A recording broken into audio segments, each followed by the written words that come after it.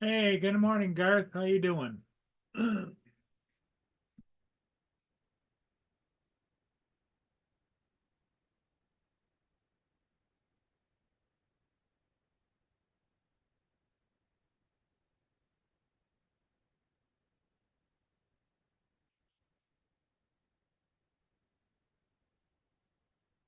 Yeah, I think we got set up now. Everything pretty much. Garth was here. Good to see you, Garth. We'll see who shows and who does a no show. I don't know about Justin because he's been his wife ended up staying another night to be observed at the hospital, and Justin has been playing Daddy Dearest at home, so he's having to get the kids to go to school and do breakfast and all of that. Good for him.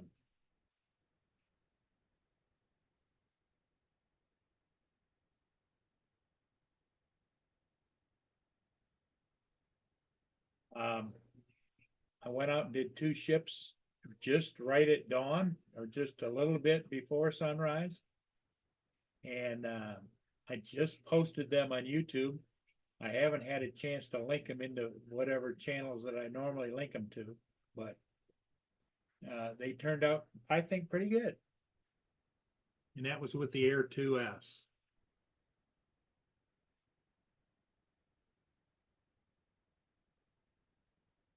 There's been quite a few ships coming and going here overnight and in the morning.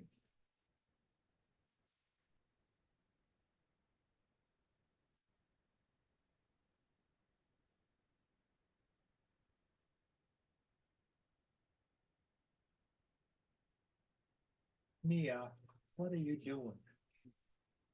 Be right back. I think Mia's got to go out. Yeah, okay. Come here. What? You want to go outside? You gotta go outside. Come on.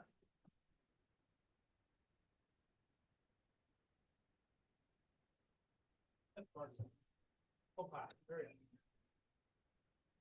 Go potty. Go potty. Hurry up.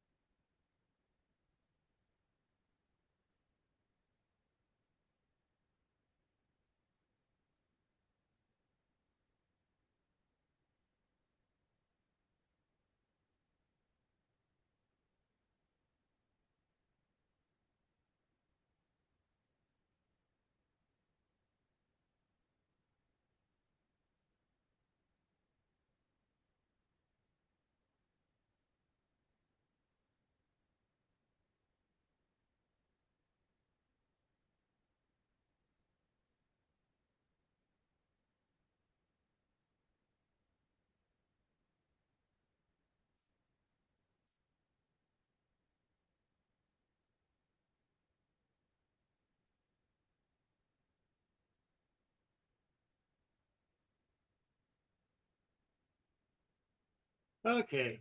Sorry about that, everybody. I Mia had to go outside, and so it's one of those days. And I've got an appointment I have to go to downtown at I'm thinking about 11 o'clock. I got to be there.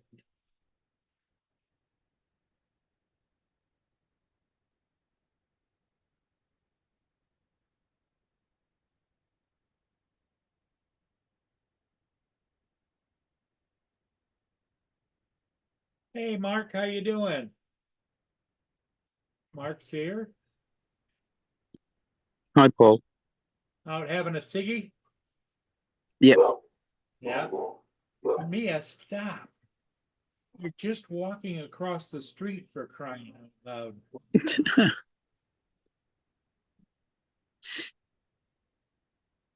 She's she seems to be very territorial, Mark. Yeah, a bit like Precious. Anybody comes anywhere near the house, she barks to.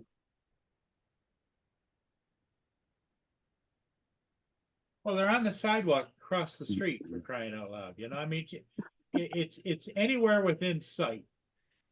Yeah, yeah. She's something else. Oh, she goes to the back gate and stands looking out of it and barks at everybody that walks up the pathway at the back.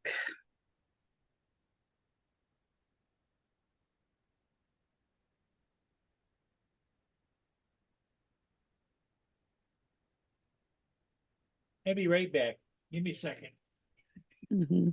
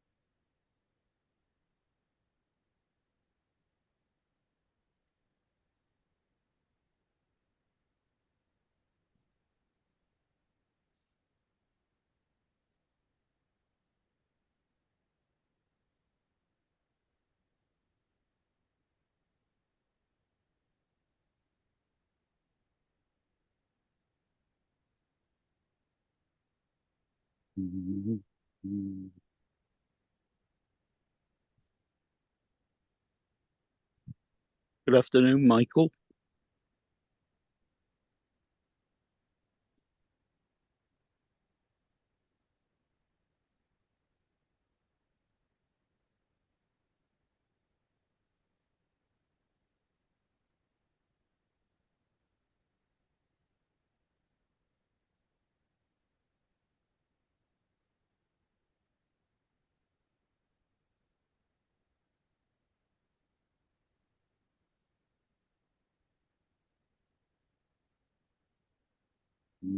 I know that was longer than a second, Mark. I'm sorry.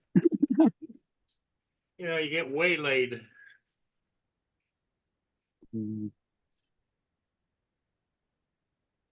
So how's everything else going over there? Oh, not too bad. Hi, Jody.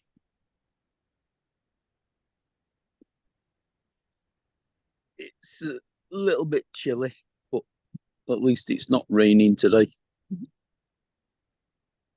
Cool cat, Frank.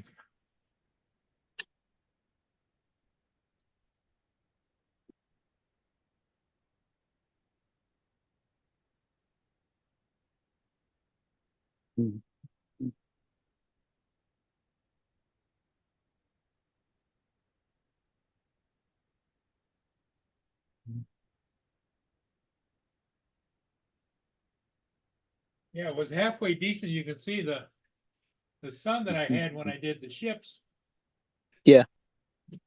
was pretty good.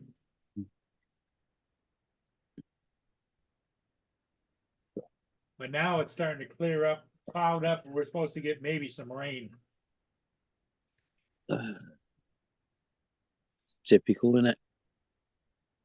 Always something. Yep.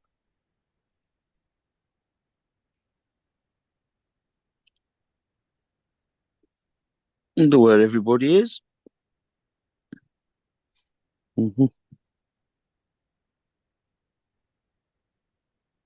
So hi, everybody in the chat, how are you doing today? What's new and exciting in anybody's lives there?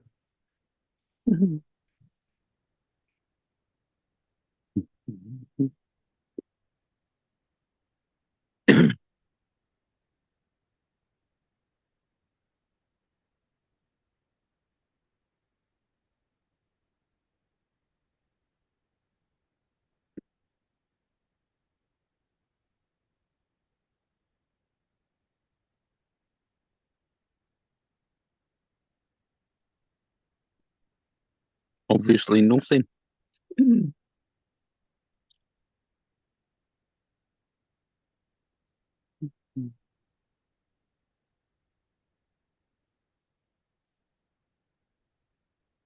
Hi, Warren.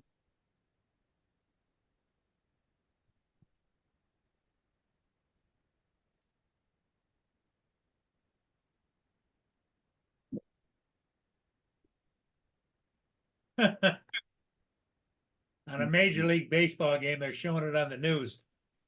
Yeah. New York against Oakland.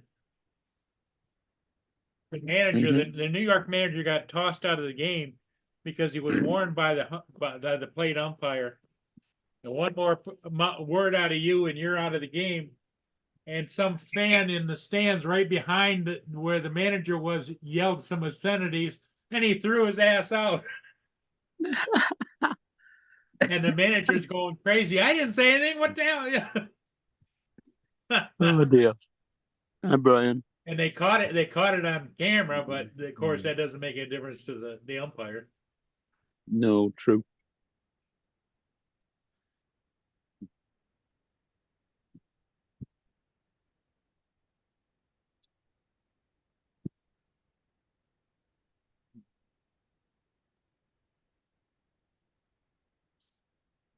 Well, they've got to find something to put on the news, haven't they?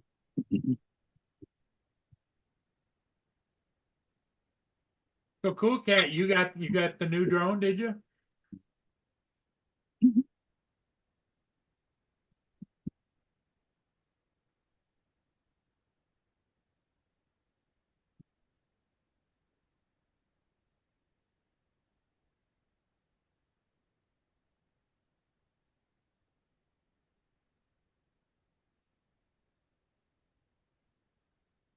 Akarato, how are you doing? I don't know if his name is Warren, I think. Yeah, it is.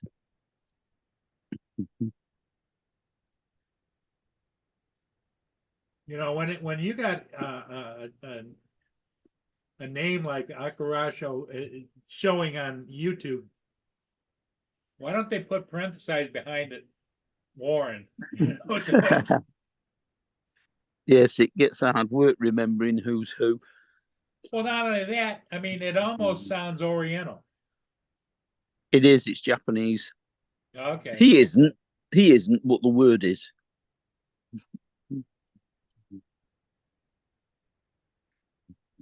Yeah, that just kind of throws everything off. I would have, in my estimation, he's not doing himself any favor by not identifying what his real name is, because people then wouldn't know, is he real or not real, you know? Oh yeah, he's been on a couple of live streams, and I think he's even done one or two himself. My advice would be for him to put a parentheses, a Warren behind it, so everybody knows who they're talking.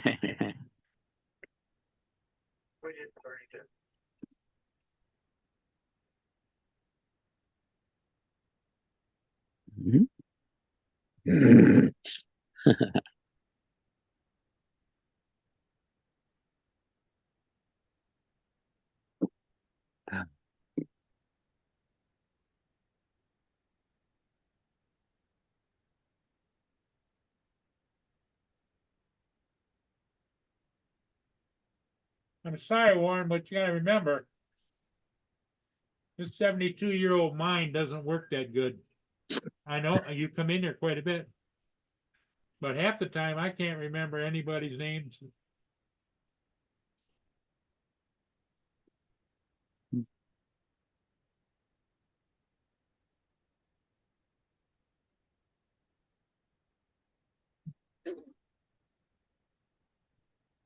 Cool Cat says that just for him, it adds a Mm.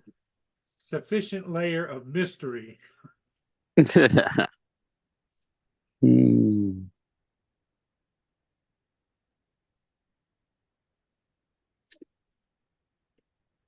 Mm.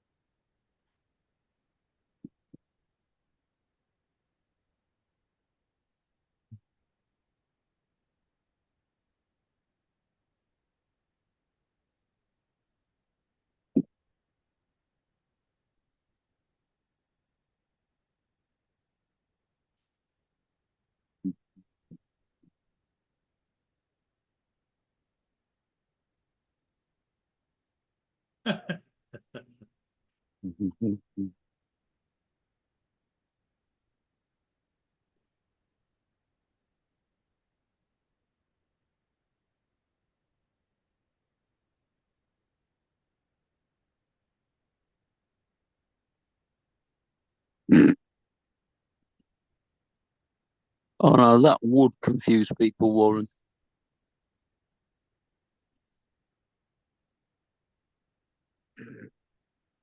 Akashio says his original screen name was Gaijin. Gajin.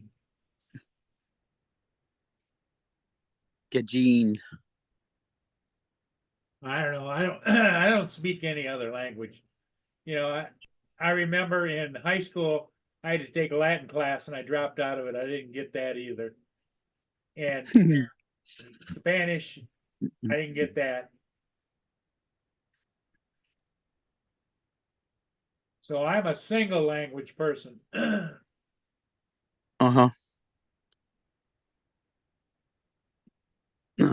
Nearly all of our schools teach French, and some teach German.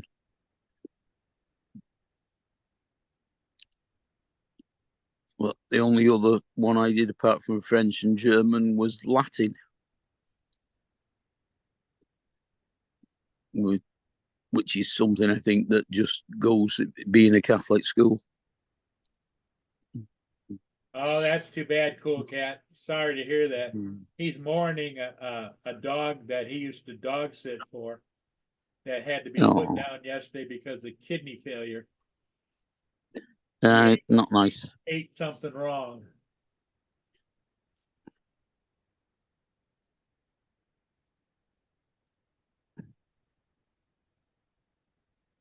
That's too bad. You know, it's devastating enough when you lose a family member, but a family friend member, I used to rescue Dalmatians for years, and they used to come and go and come and go and come and go. And my vet knew if I was bringing them one up to put them down because of whatever. They had a box of Kleenexes out in a private room and everything waiting for me. Yes, I am not looking forward to either my cat or my dog dying, and they are both getting older. Yeah, my Mia's getting older too. Mm. She's walking very stiff-legged. The steps going down to the backyard. She's very unsure. Like she'll stand at the top and she'll kind of stick her paw out and then she'll put one down and then maybe another one down and then all of a sudden she flies down on a run. Yeah, yeah. Now I've already buried 3 cats, so in the past 25 years. Yeah, Cool Cat. You just hope that they went to the Rainbow Bridge and are happy now. Mm. That's the old saying with animals is they all meet up at the Rainbow Bridge. That's something I've never heard, but Oh, haven't that, you? Oh, the that Rainbow Bridge. must The be an Rainbow American Bridge thing. is very, very well used antidote over here in North America anyway. And I thought across the world. because there's a picture of a bridge with a rainbow, and on the other side of the bridge is all different kinds of animals. All right. Yeah, no, I've not seen that.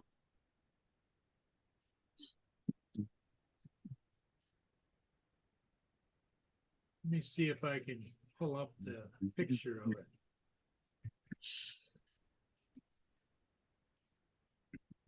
Mhm.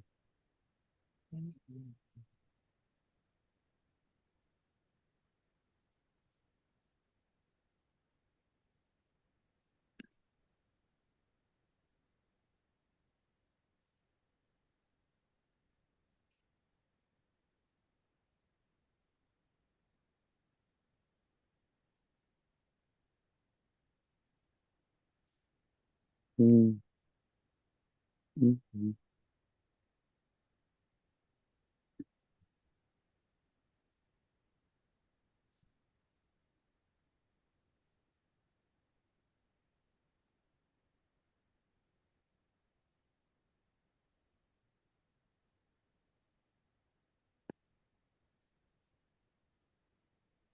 Okay, here's a picture I can share. This is an advertisement. Uh-huh. The Rainbow Bridge, a visit to Pet Paradise. And there shows all the different animals and everything over. You know, they even got a fire Oh, hydrant there for them to pee on, yeah. and the bunnies all got carrots and all kinds of Something they fun can't stuff. do in the UK. We don't have fire hydrants like that. Ours are all underground. They The have to take Rainbow a Bridge. yeah. Our fire hydrants are all underground. They have to take a cover off to be able to connect to them.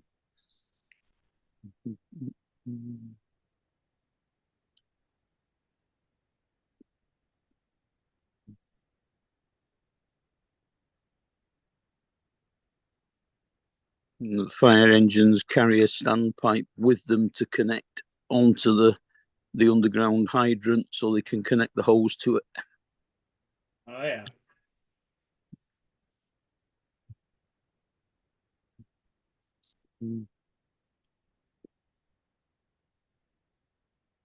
Well, Mark, it might be just a short show today. Because I know that It's David's with Laura. Justin, I'm sure, has got things oh going on. David. No, David's gone shopping for Laura to send Yep. her some fresh clothes. Some clothes, Yeah. yeah.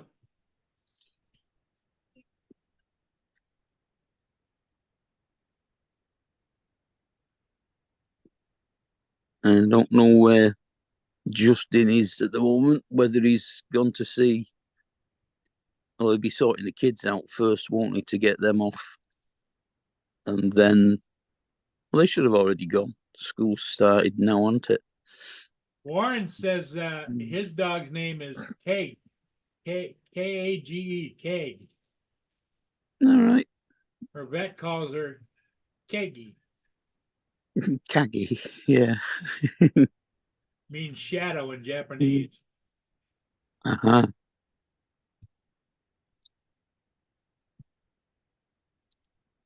Oh, my dog came with her name already. She's called Precious.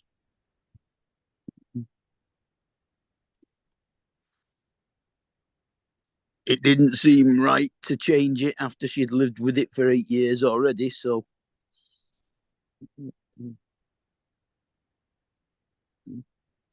Mia's favorite thing to do is to tear up the house after she eats her breakfast. As I've got like covers on a love seat and a couch out here, yeah. and she goes over and rubs on them and stuff and flips them over and all kinds. Yeah. Yeah. Mine rubs herself up against the settees and then climbs on them and goes to sleep.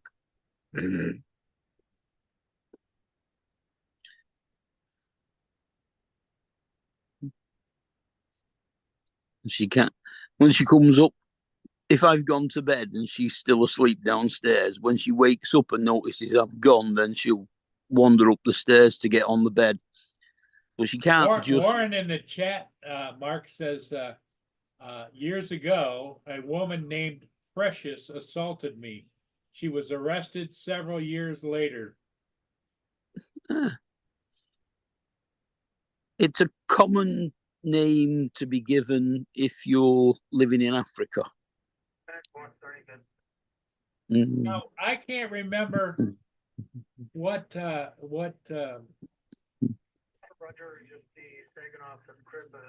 name of the cat that that Tim has down in Australia. Do you? Serenity. Serenity. Okay. Serenity, Precious, you know, all those kinds of names, you know, befitting for what the animal is. But, you know, with my memory, I can't remember who's on first or what's on second. Yeah, exactly.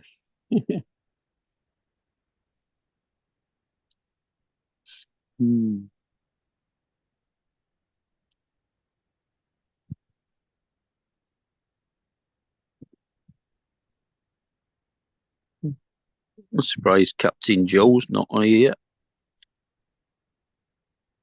Yeah, I don't think. he's Unless been having John, trouble sleeping at night and stuff, so who knows? Unless Johnny's been on this morning as well, I don't know. I don't think so, but who knows? Oh no, remember, didn't he say he was going flying with Johnny today? He and Johnny were supposed to meet up today. Possibly. And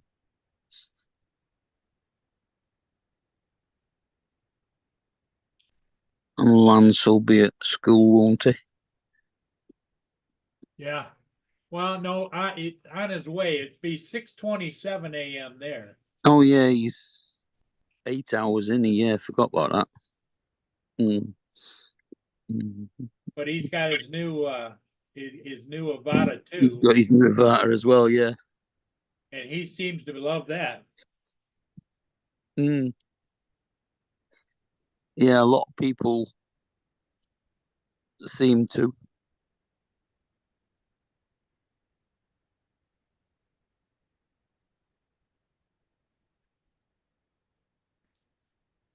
I think the most famous person that was called Precious must be Precious McKenzie.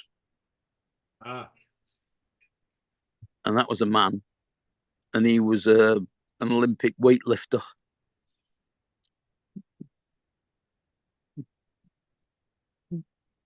Warren says his last cat was named Sprocket. Sprocket. He used to amateur bike race. All right. So he named his cat Sprocket. The first two cats the first cat I had wasn't even mine. When I moved in, he decided that he'd rather be wandering around my house than his own, which was about 300 yards away. I'm not even sure that the people that he lived with disappeared. But my first two cats that were actually mine from being 6 weeks old, I named one of them Foggy after Cal Fogarty, the motorbike racer, and the other one was named Fudge, which is the nickname they gave to my motorcycle, the FJ.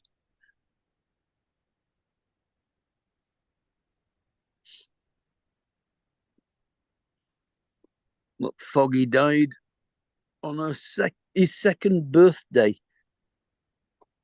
He managed to eat something while he was wandering about outside, and it gave him E. coli. Yeah.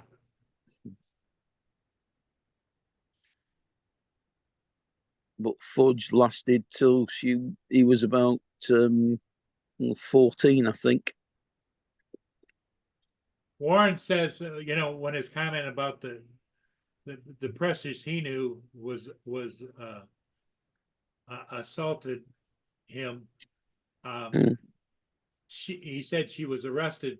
Well, she wasn't arrested for assaulting me, which means a Warren. Yeah. She was arrested for assaulting a cop. Oh, well, yeah, that'll get you arrested. Yeah. Yep.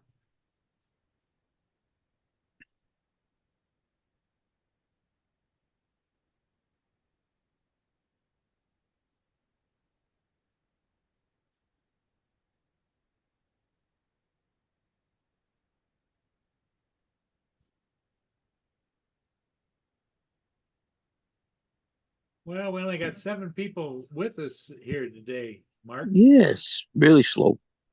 Very slow. Mm.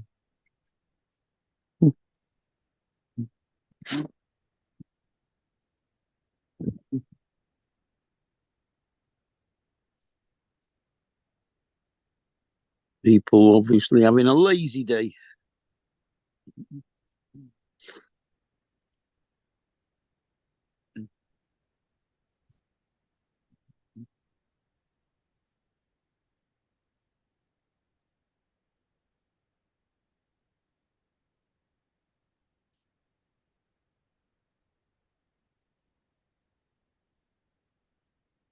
Joe in the same time zone as you.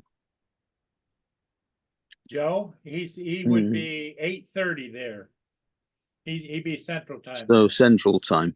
Mm. Yep.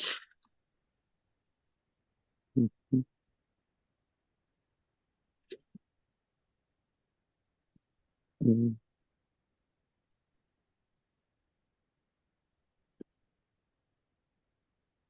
I mean, that's it. I know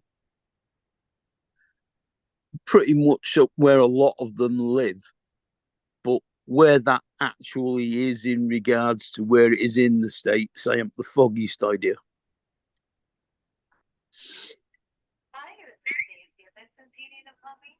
Mm. So is your heating still working all right now? Yeah, the guy came out and realigned and everything and got everything working. So, And and it's then still okay. yeah, they ended up one of the modules in the furnace burn out, Mhm. and it's covered under warranty. But then, Yeah. of course, he wanted me to change the Oh yeah, filter. you said charge you a fortune for the filter. Yeah. $70. Why it needed changing, I'll never know because it's not been in that long, has it? No, I think they're trained to, even though it's covered under warranty, they're Yeah. trained to nickel and dime you a little bit, no matter what they can do. You know. Yeah, very probably. Yeah. On commission if they manage to get you to do something. Yeah.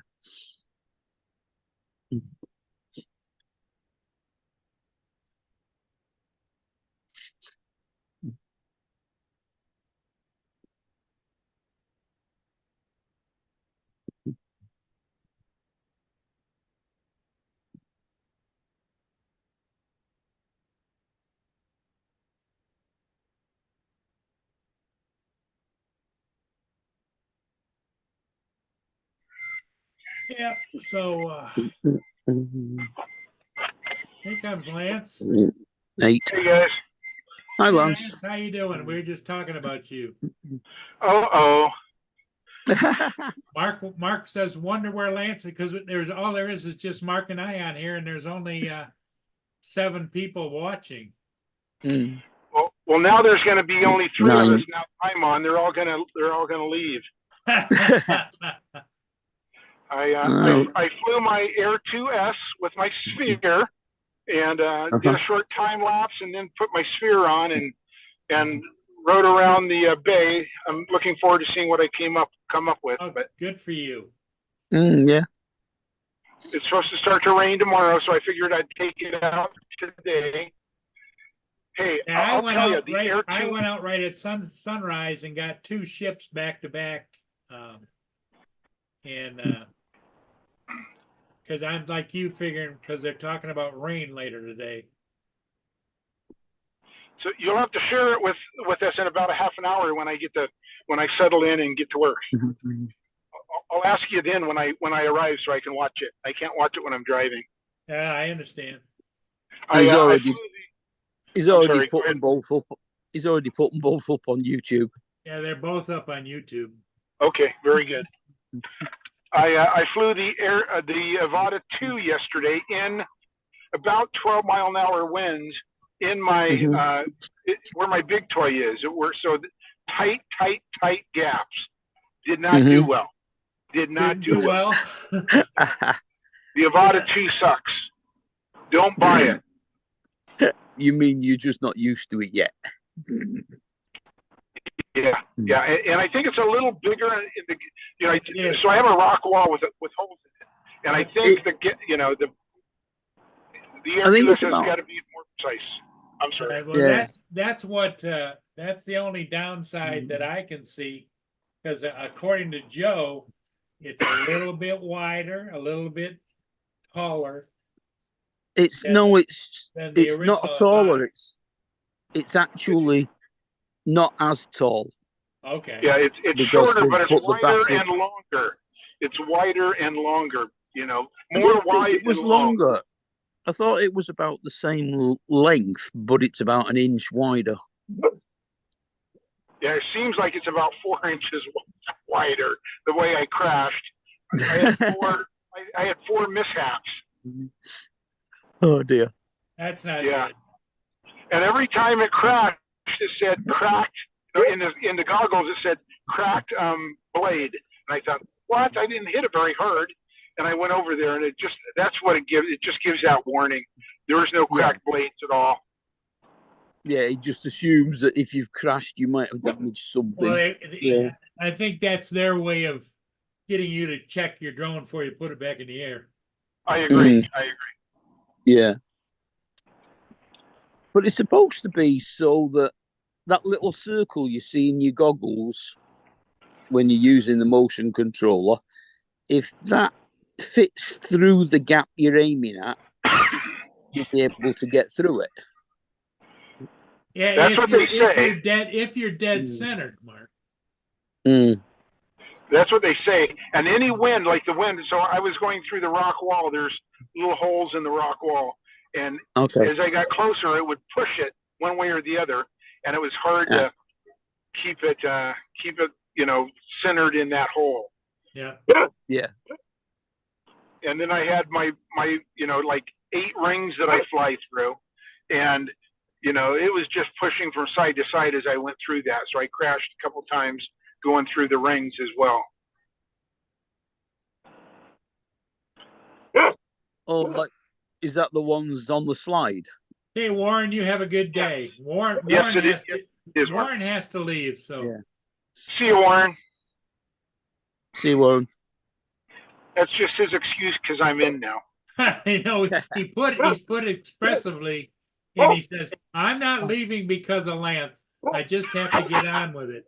Everybody have a wonderful day." Yeah, sure. No, I miss my dog.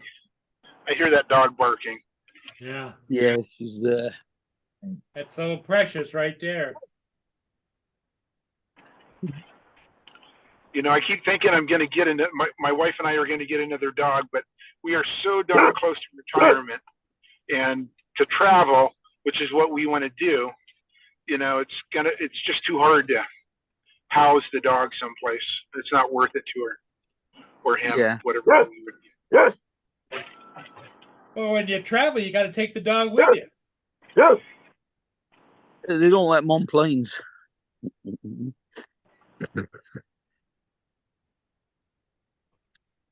It depends on how you're traveling, doesn't it? Hey, if you're going to use a motorhome, you've got no problems with a dog. That's true. Hey, Joe, the Avata 2 sucks. I'm selling mine. Yeah, I don't believe that. You want to buy it? I'll sell it to you for $1,300. Yeah, okay. I don't believe that. I think you like it. He crashed it 4 times yesterday. I crashed it on my first flight within 10 minutes, within the second loop. So, Yeah, those mine were was- my first 4 crashes. and that was my Joe, when I had Joe- I did not know how to get it out of beginner mode, so it didn't respond for you. So, stop. Well, what Get what, away from what, what the issue is with Lance, he's gotten frustrated because he wanted to fly through a stone wall, and he's Yeah. flown through it before. But every time you get close to the wall, the wind would push his drone sideways.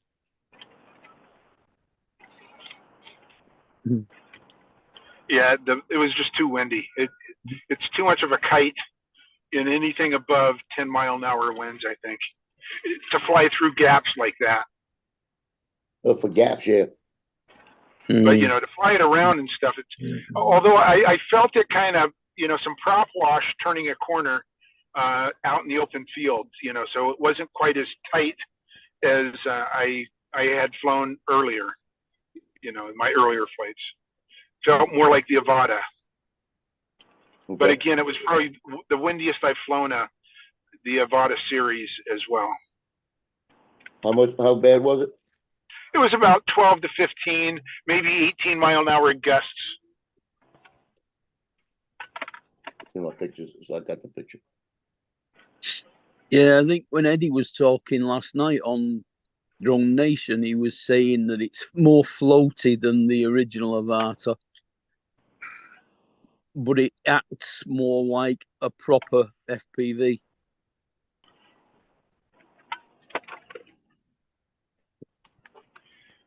$8 to 21. That's what I flew in. That's what I was flying in yesterday, 8 to 21. But you were not flying through, you know, my 8 set of rings, you know, at my big toy, you know, you're not Right. flying through that, which is going to, you know, push it. Oh, yeah. You know, if it pushes at 3 inches, I'm going to hit the rings, right? Oh, Yeah, you're they're right. not very wide, them rings, are they? Yeah. So it's. Yeah, I wouldn't fly through the rings on a calm day. So, you know, but no, I might on a calm day. Just send it, buddy. Just send it. You can do it. Now, I tell you, yesterday. Oh, God, You know- damn it, that's nasty. Hold on a minute. Let me find out something. So you and Joe, you and Johnny suck until you fly through the tug. I'm not even going to talk to you guys anymore.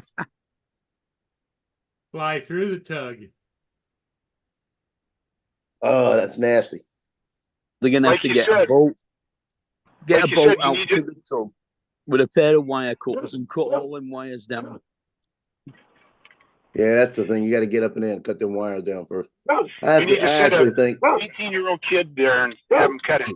Cut him. Well, I actually think that if it's just like a 3 to 5 mile an hour day, you don't have a problem with it. I don't think those wires will matter because there's only one coming down the middle, and there's 2 coming down each side. But there's a gap of about 3 feet inside on both sides. No I think you can go problem. between them. Yeah, I don't think it's a Yeah. problem. It's just every time we've been out there, it's been windy, and when you get close to it, you feel that drift. Well, and when you get anytime you get around the water, you can get updrafts, downdrafts, all kinds of stuff going on. And So, then the best so part. Johnny told me he would fly yours through it. He said he would try it. Yeah, he told me that a lot of times too. Yeah. Go. I'm not doing it. I'm not giving you anything. Go. Oh, they're pissed this morning. About to lock him up. He's got his treats. He's got his stuff. He wants something else. I don't have them. Go. Did he Yeah, get his they like the little- medication? Oh yeah. Oh, that's Tino. Tino's the boss. Oh, Tino's the one that comes here and aggravates me for everything. And then when I finally give up, when I don't give anything, he goes over and gets in the chair and then they leave me alone. But they got him over here working, working me. And he knows nothing. Go. He's gone. He's behind me. Yeah. 'Cause I've been giving him little sausage treats, like bacon treats, and I'm out. I don't have any right now. So that's what he's thinking he's getting because they've been getting them every morning. so he's looking for you to provide. Yep.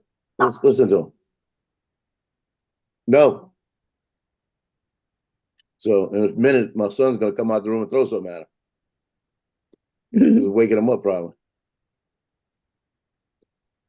But yesterday, I was gonna tell Lance, he got off. I was gonna tell Lance yesterday, what you call it, when I was flying down the river, it was a nice, steady, calm flight. And I'm flying like this, and all of a sudden the drone went. And you can see it had to be a gust of wind hit it, you know. Be quiet. It just shifted a little bit.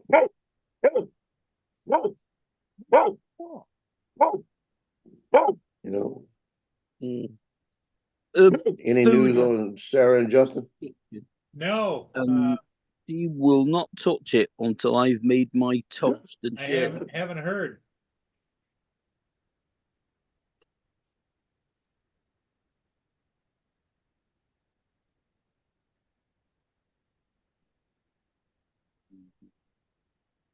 Yes. We're supposed to fly with Johnny this morning, but we're moving it tomorrow.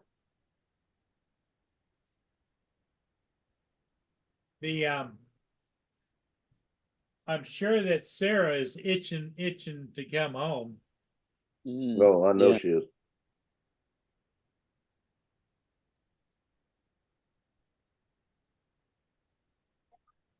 Yeah, she's probably ready to come home.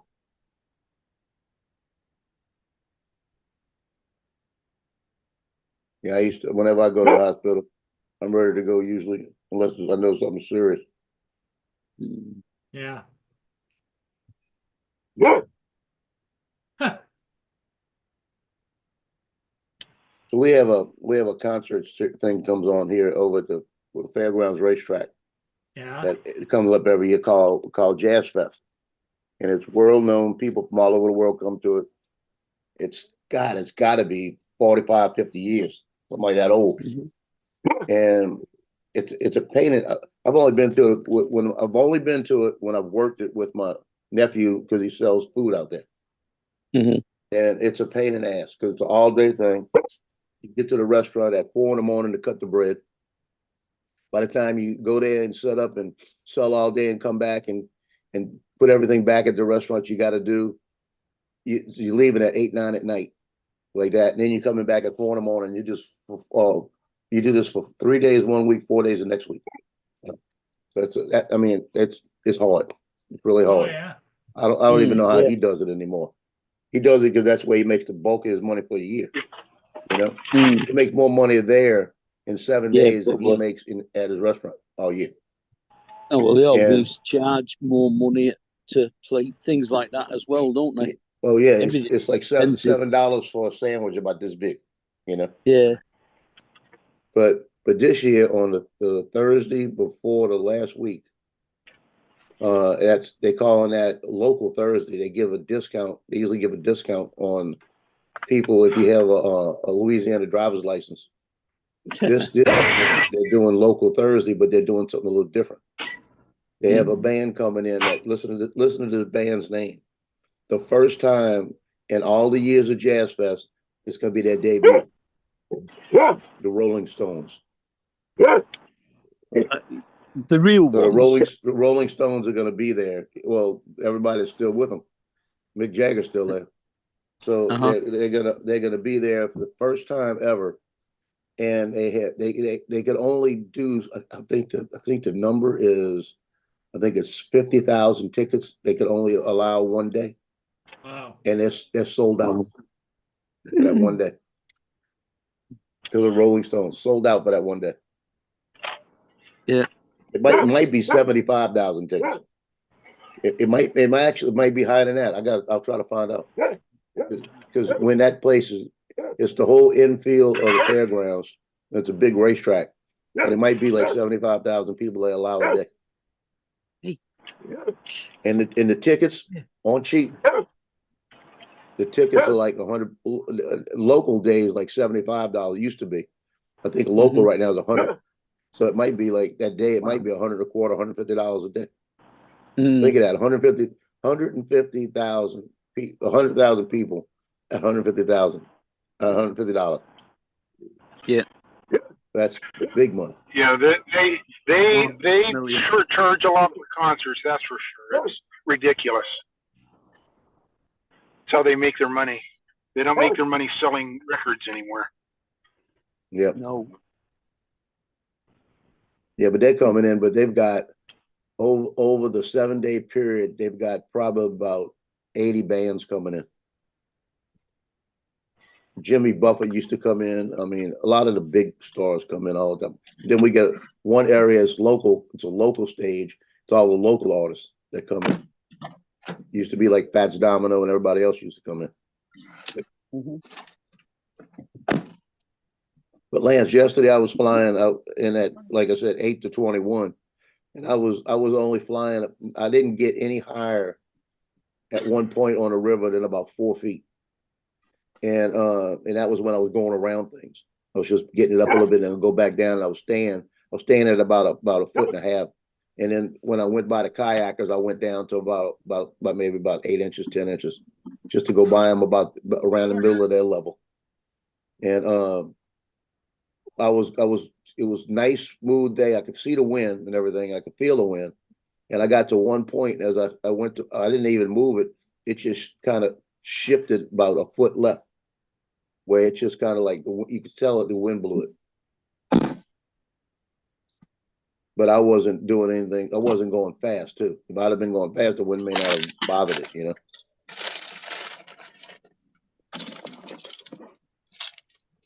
But I did just a little lazy flight up and down the river. And what was cool about it was one point there was 3 kids playing in the sand right on the bank. And one of the kids jumped up and he pointed back at his mom standing on the bank and then pointed at the drone. And there were two, I can't tell if the last one was a little girl. I couldn't tell. I think it was 2 boys and a girl. But they pointed at the drone. When I came back the second time, the big brother was standing up watching the drone, and he reached over and he tapped the little brother to show him the drone. I thought that was cool. Kind of tapped him with the back of his hand, like, look, you know. And I think the oldest might have been 7. But it was just the way he just tapped his brother, kind of, hey, look, you know. I thought that was real cool. I get you. Get you, what's up?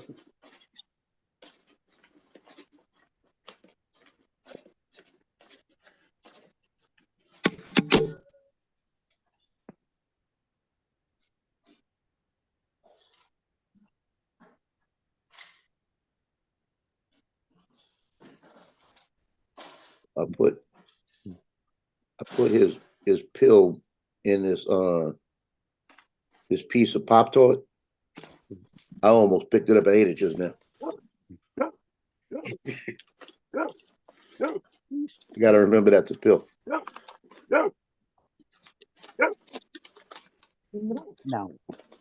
No, stop it.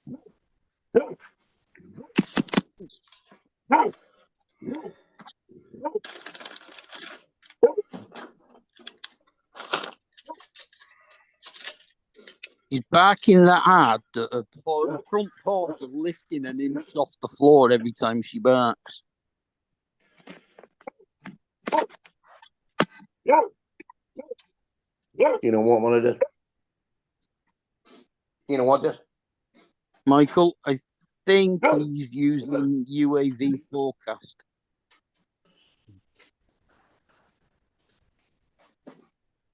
Good.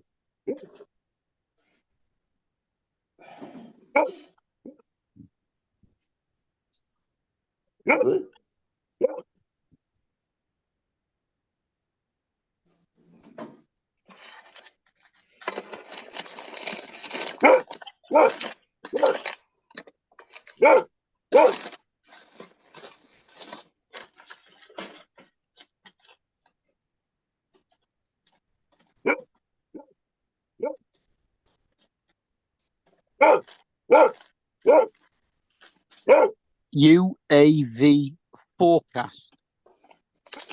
Michael. So, Joe, are you going flying with Johnny today? No, we canceled till tomorrow. Oh, Right. Yeah, he's got a doctor's appointment this morning. Mhm. yeah, I got an appointment I gotta go to too, so.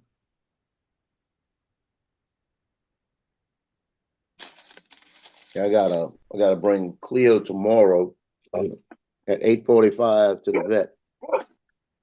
So I'll be on for about 15 minutes. Then I gotta go and come back. Yeah. Today's the day I gotta run down to the police department. They're gonna turn over my guns back to me. Mhm.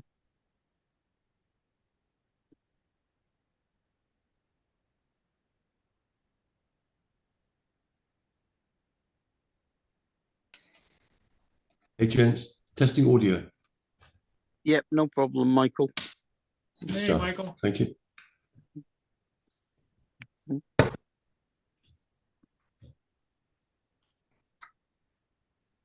Federal call, Cavallina is a good shot there, Paul.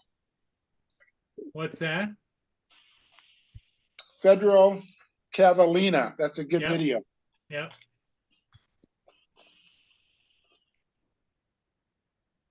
Yeah, that's one of my favorites, the federal ships, because they're international ships and they're bright red and.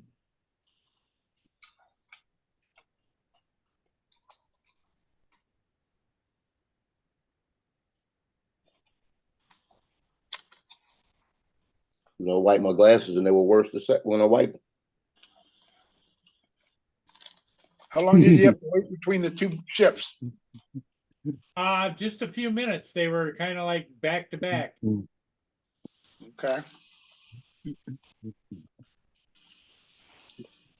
The real question is, did you stay in the air or did you come back and land and then go again? No, I came back and landed. In fact, I packed up and was ready to go, and then I saw that the Cavallina was coming down on, and it was just behind, and so I unpacked and flew. The second one with a fresh battery, you know.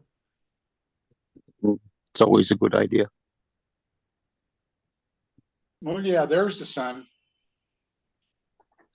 at your 211 mark. Yeah.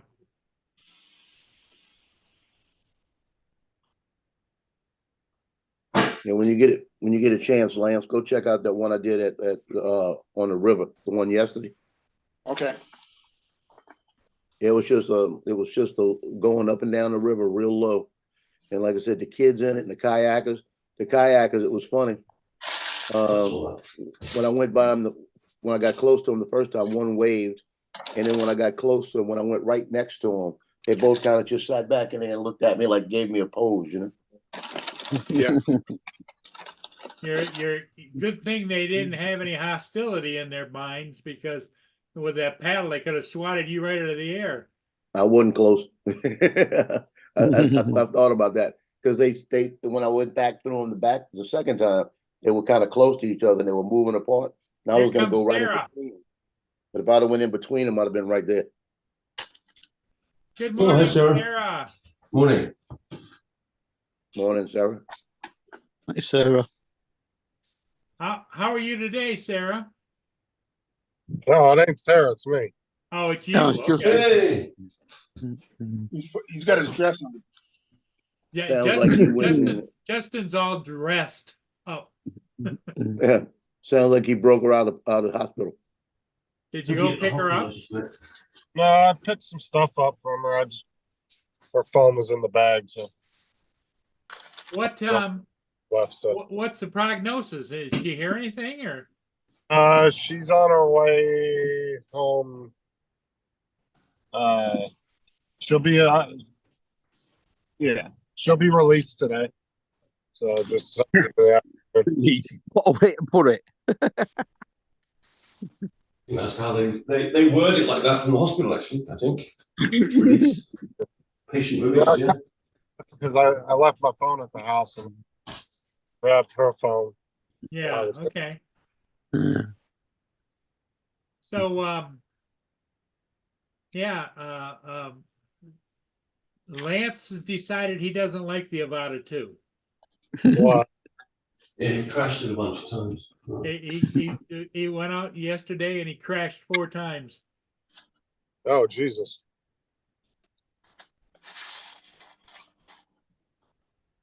Maybe he needs to take a drone class. There you go.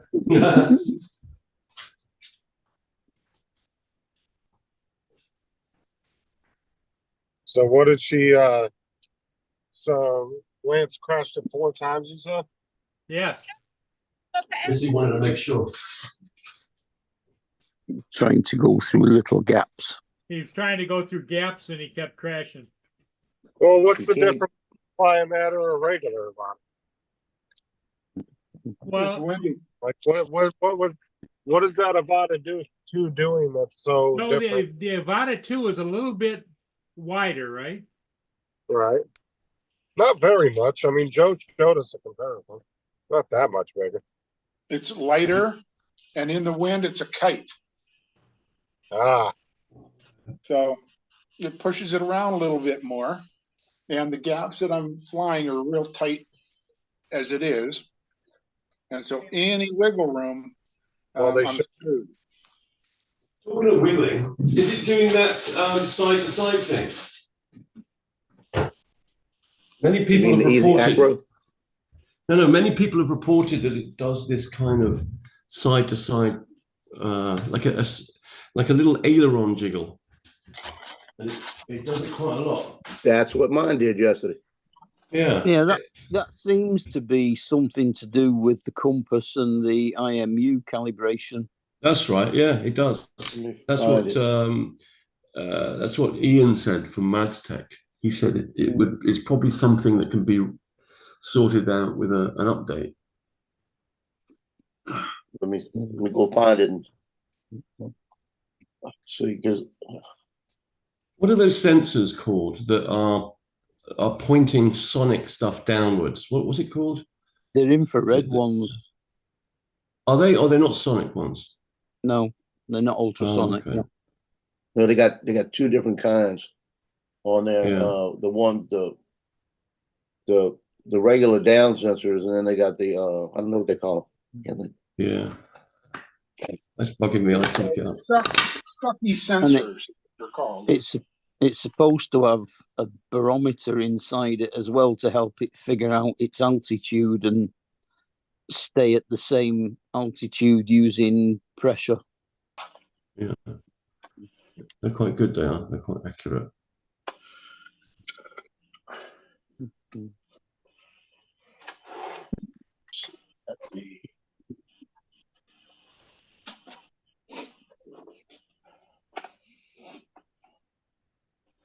everything else going good today?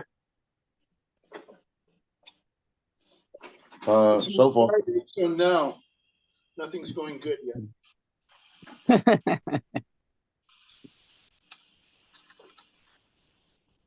You'll be all right, Lance. We were all amateurs at one point. I mean, Dre's even still learning. Dre in the chat. No.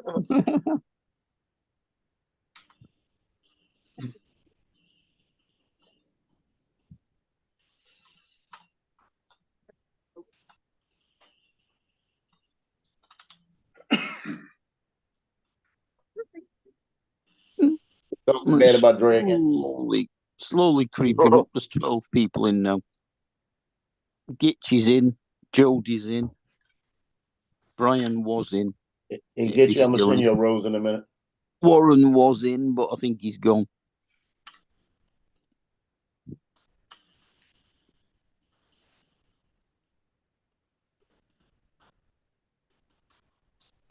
What's up, everybody? Sorry, can't see the chat. That's cool.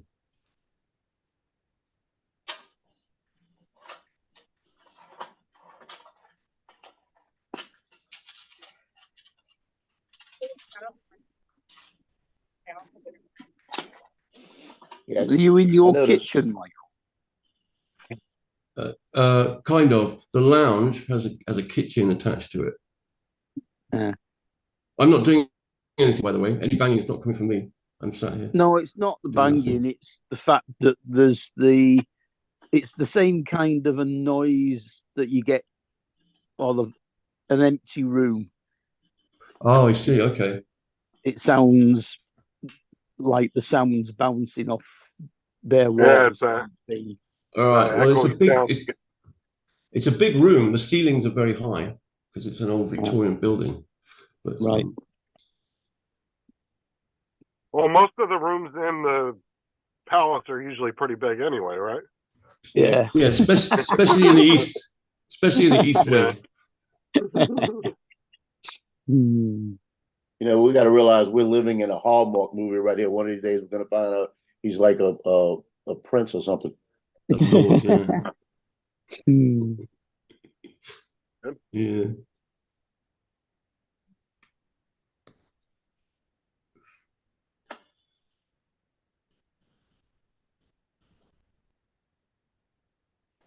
So there's no time frame, Justin, for her to get out, right? They said the doctor usually does his rounds at noon, so probably 2 or 3, maybe. Hopefully, Yeah, they got to keep you longer. It's like a hotel. yeah.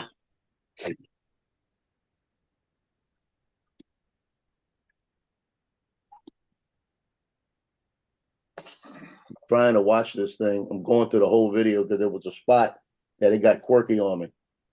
I thought the wind blew it, but I'm thinking it just kind of jiggled side to side.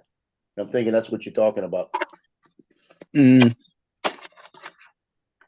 So that was just going steady at about, I think I was going about 11 miles an hour. It could be worth doing a compass calibration and an IMU calibration on it in a nice open space.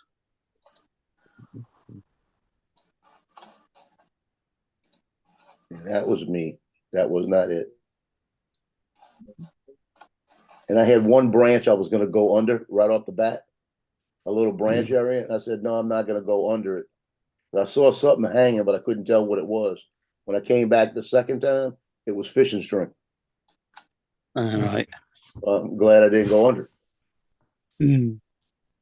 But I could have went under another gap on the other side. It would have probably worked. Mm-hmm. But when I'm by the shore, I don't want to go too low because I might have a big bass somewhere sitting up in there and decide to think it's a bird or something and jump up. That would not. That would. Hey DJI, look at the video. You know. I wouldn't have thought that bass took birds. Oh yeah. I thought they were mainly insects. If a bird like a sparrow or something is really close to the water, he'll come out the water and grab it.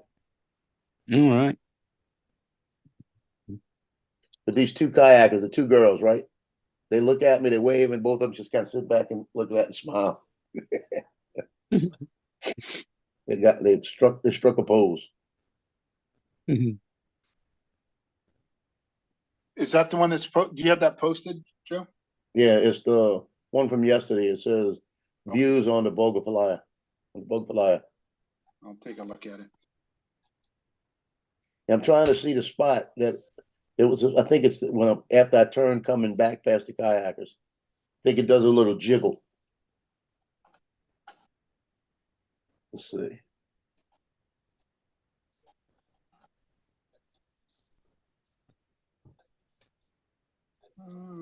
I'm going under the tree the second time. Straight.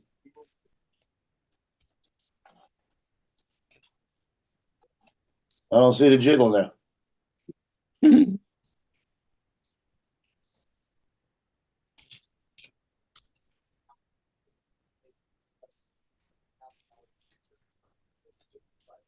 But I know yesterday I did have it somewhere in there. I have a jiggle, and it's real fast because what it's doing is going perfectly normal, and it seemed like it back kind of did a little slide out, and it went like a little bit. So maybe that's what they're talking about.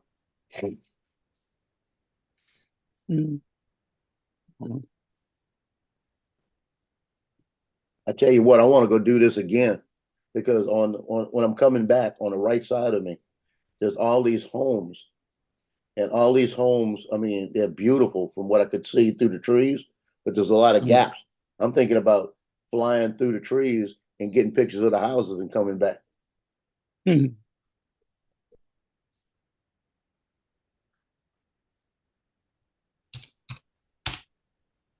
on 1 second. I gotta answer this. I just called to see if, verify if my appointment was, and the lady that I have an appointment with, I had to leave a voicemail message, so. No.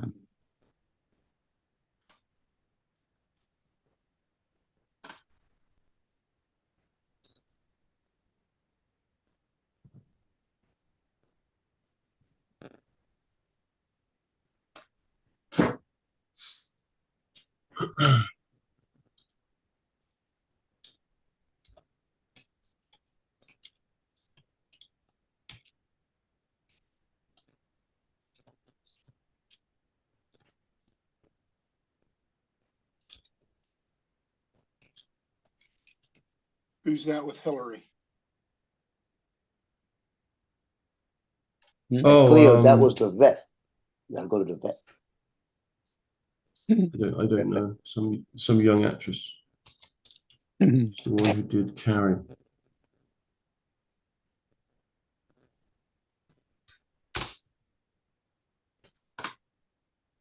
I'm trying to get AI to help me with the name of this downward facing sonic sensor, what they used to be called.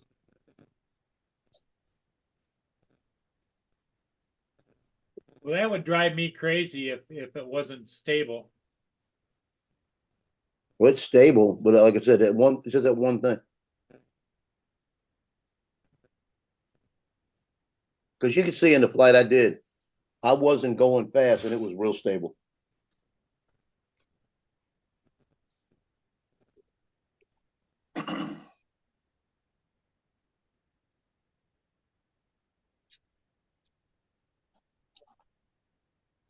So the two sensors, they're barometrically kind of All the way on the back. they're two sensors, and one of them emits and the other one receives, and it measures the distance very precisely from the ground, and they're called something. Doing must read it. Now that's Yeah, the two that I'm are sure facing that out the it- back, right? Infrared doing the same kind of thing as a laser, basically.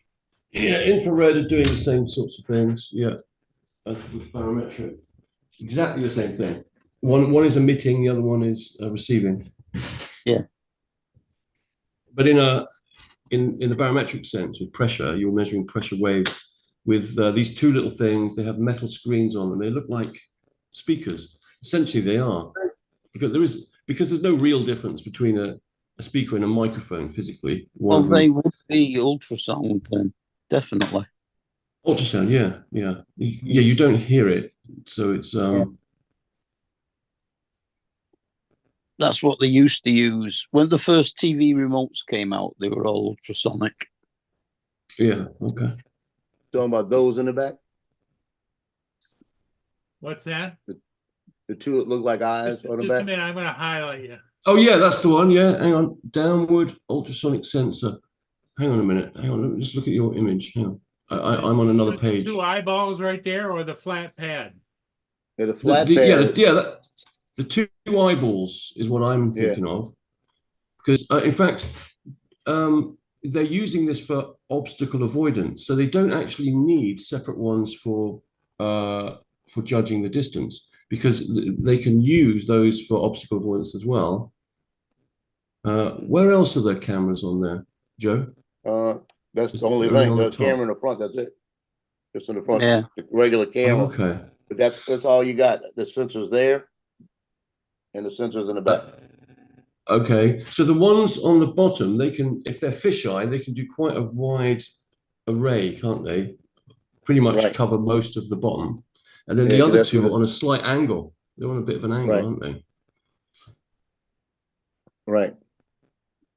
So that would See, and that's cover what I'm thinking. everything. If you're saying one's sending and one's receiving, I'm wondering if it is working like an obstacle avoidance that they're not telling us about. If it sees something And if it sees something on one side, it kind of shifts it. You know? Right. So Yeah, that's Well, what if it might be. if they are Maybe. ultrasonic, then it's Oh, the same as No, sonar. they won't be. They won't be ultrasonic because there's glass in front of them. If they were ultrasonic, No, they'd be there'd be like a infrared. screen. There'd be a screen. Yeah. So those are yeah. Me trying to remember what the ultrasonic ones are called are completely. It's another thing. But yeah, obviously the ones on there are infrared. I didn't know they were infrared. I think they just used to Yeah. call them if they're cameras, they're positioning sensors because it takes basically memorizes what the ground looks like underneath it so that Right. it can keep itself in the same place. Yeah, because there were a few people who used to fit them to FPV drones and have them rated through iFlight. Good morning, So Dustin. that's probably where I should look. I should just look on Banggood or something and find out what they're called, you know? The reason why it's annoying is because we used to talk about it all the time. So it's something that's very familiar, but I can't recall it. It's because I'm getting old. No, I guess they've been referred to as downward positioning sensors. I'm in trouble now. Why Yeah, is so that? this is just I'm in this is all just kind one of word. trouble. Why are you in trouble, What Joe? happened? I forgot to get you a rose. Oh, it's your And she said it too. send a rose. I said, I'm gonna send it to you in a minute. I got to doing something and didn't do it. You know what's Oh, happening? AI is gonna take over my stuff and I'm gonna have all kind of There problems. you with that. go. You're not gonna be able to fly worth shit. She's gonna screw with you. Talking about drifting. It's gonna be going around in circles.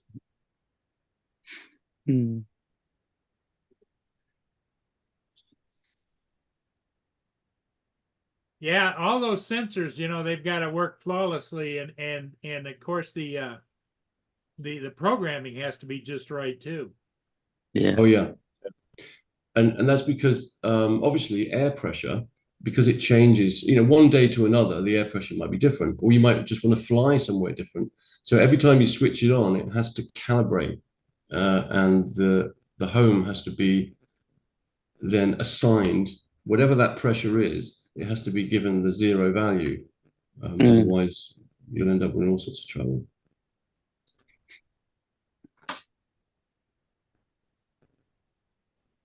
Otherwise, it'll be landing 20 feet above you. Up, Drake. Good morning. Morning, Dre. You came from the gym. Hey, Dre. No, I'm just got up this morning, went to the gym yesterday, probably go back tomorrow. I'm here in San Diego still. No, you look like We're in look San like y'all Diego. buffed up right? for somebody. Good morning, Trey. Good morning, Michael. Yeah, they said, let me pump them weights real quick, look real good when I get on. Hoorah. Yeah. And Lance, how Hey, you Dre, doing? Yeah, Joe. I gotta tell you one thing. My lieutenant's son, first lieutenant's son, Mm-hmm. he had a conference with a Lance criminal the other day. Mm-hmm. And the guy, he called him, he talked to first off, he's got a lieutenant that works for him, a second lieutenant, female, that works for him. And my son is the easiest going guy in the world. He found out what it is now to be like me. so he called me up. He talked to me for 47 minutes, and he did the same story. All he talked about. But he talked to the guy. Said, "Okay, we're trying to get this part. Trying to find out how on day 1 we sent it in. On day 5, it finally got a number. Why did it take 5 days?" And the guy said, "Well, sir, he didn't say sir. He said, what was the date y'all sent it in?" He said it was a Friday. He goes, "Well, we didn't start till Monday because it was a Friday." Like that. And he said, "But that was day 3. It didn't get a number till day 5. So what was the answer for that?" Like that. And the Lance Corporal goes, "Well, we had to get with FedEx." And he says, "Hold on a minute. Did you just grunt?" Like that. So now he gives him a piece of his mind, right? And he said, "This is unacceptable. We got an aircraft down. We need this part and all of this." So the lieutenant calls him back later and says, well, what did you talk to him about? He said, because it sounded like you were kind of rude to him and everything like that. Now, this is the second lieutenant to a first lieutenant, right? Right. And he said, and they call each other by names. He goes, Lieutenant, he said, let me think of something real quick. He said, I don't understand why your Lance criminal called mommy like this and it could talk about me. He said, secondly, he said, I kind of remember that when I'm sitting here in the afternoon, you come in and make sure there's nothing else before you leave. So you come to me and ask me to leave. He said, no, in the rank structure, let me see. Second lieutenant, first lieutenant. I'm a first lieutenant. Yeah. So he said, well, I'll tell you what I'm going to do. Don't worry about it. I'll just do your job like that and hung up the phone. Ooh. Oh, geez. Oh, wow. But I said, well, I love it. I love every bit of it. And he says, yeah. He said, I heard a major do that to somebody once, and I liked the way it sounded, and I liked the way it feels. She came in 10 minutes later to the office and said, we should have the part tomorrow. I said, welcome to the Marine Corps. Thank you, sir. Yep, that's it. That's all But it is. he said, I'm tired. He said, I'm tired of dealing with Lance criminals and everything. And he never called him that till I called him that. So it's like buddy. Wow. But I know now you're raised right. Yeah. Yeah. Well, that's what happened when you swing with the wing. I'm telling you, the wing is something else. Yeah, they kind of laid never back. Did. He said he's just running on the phone. He said, I was ready to come out my chair.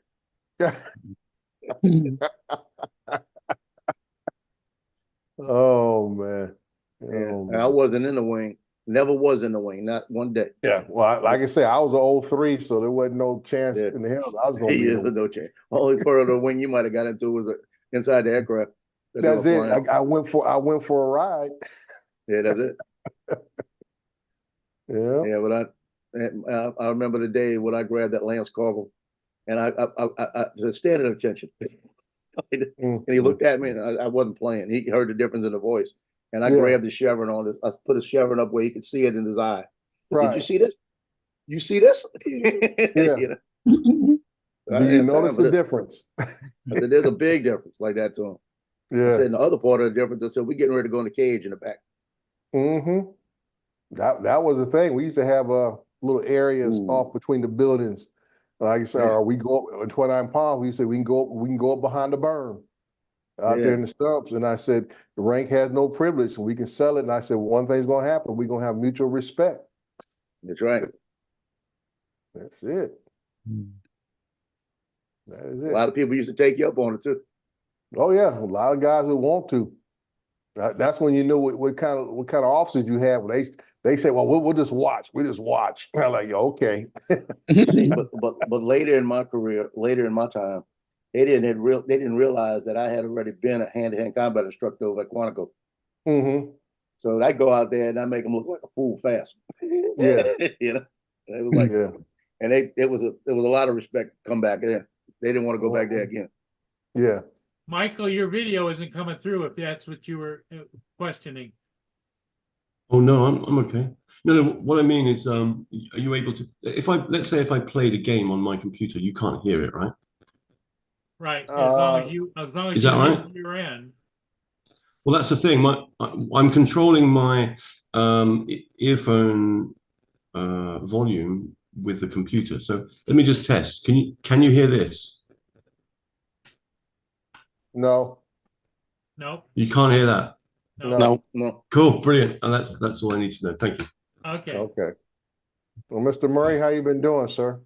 Hey, Dre, I'm doing okay. I've got an appointment downtown here at 11 o'clock, and my Meals on Wheels are delivered between 11 and 11:30, so I got to get a hold of my tenant upstairs and see if they come down and sit with Mia. Right. Okay. You been flying any ships? I know you said you had some bad weather a couple of days I got back. 2 ships this morning, and I posted them. Oh, okay. Good. Good. Is Sarah online or that just Justin using her login? That's Justin using Sarah's phone. Okay, is Sarah doing Yeah. okay? I heard she was in a hospital. Yep. Still is. Still there.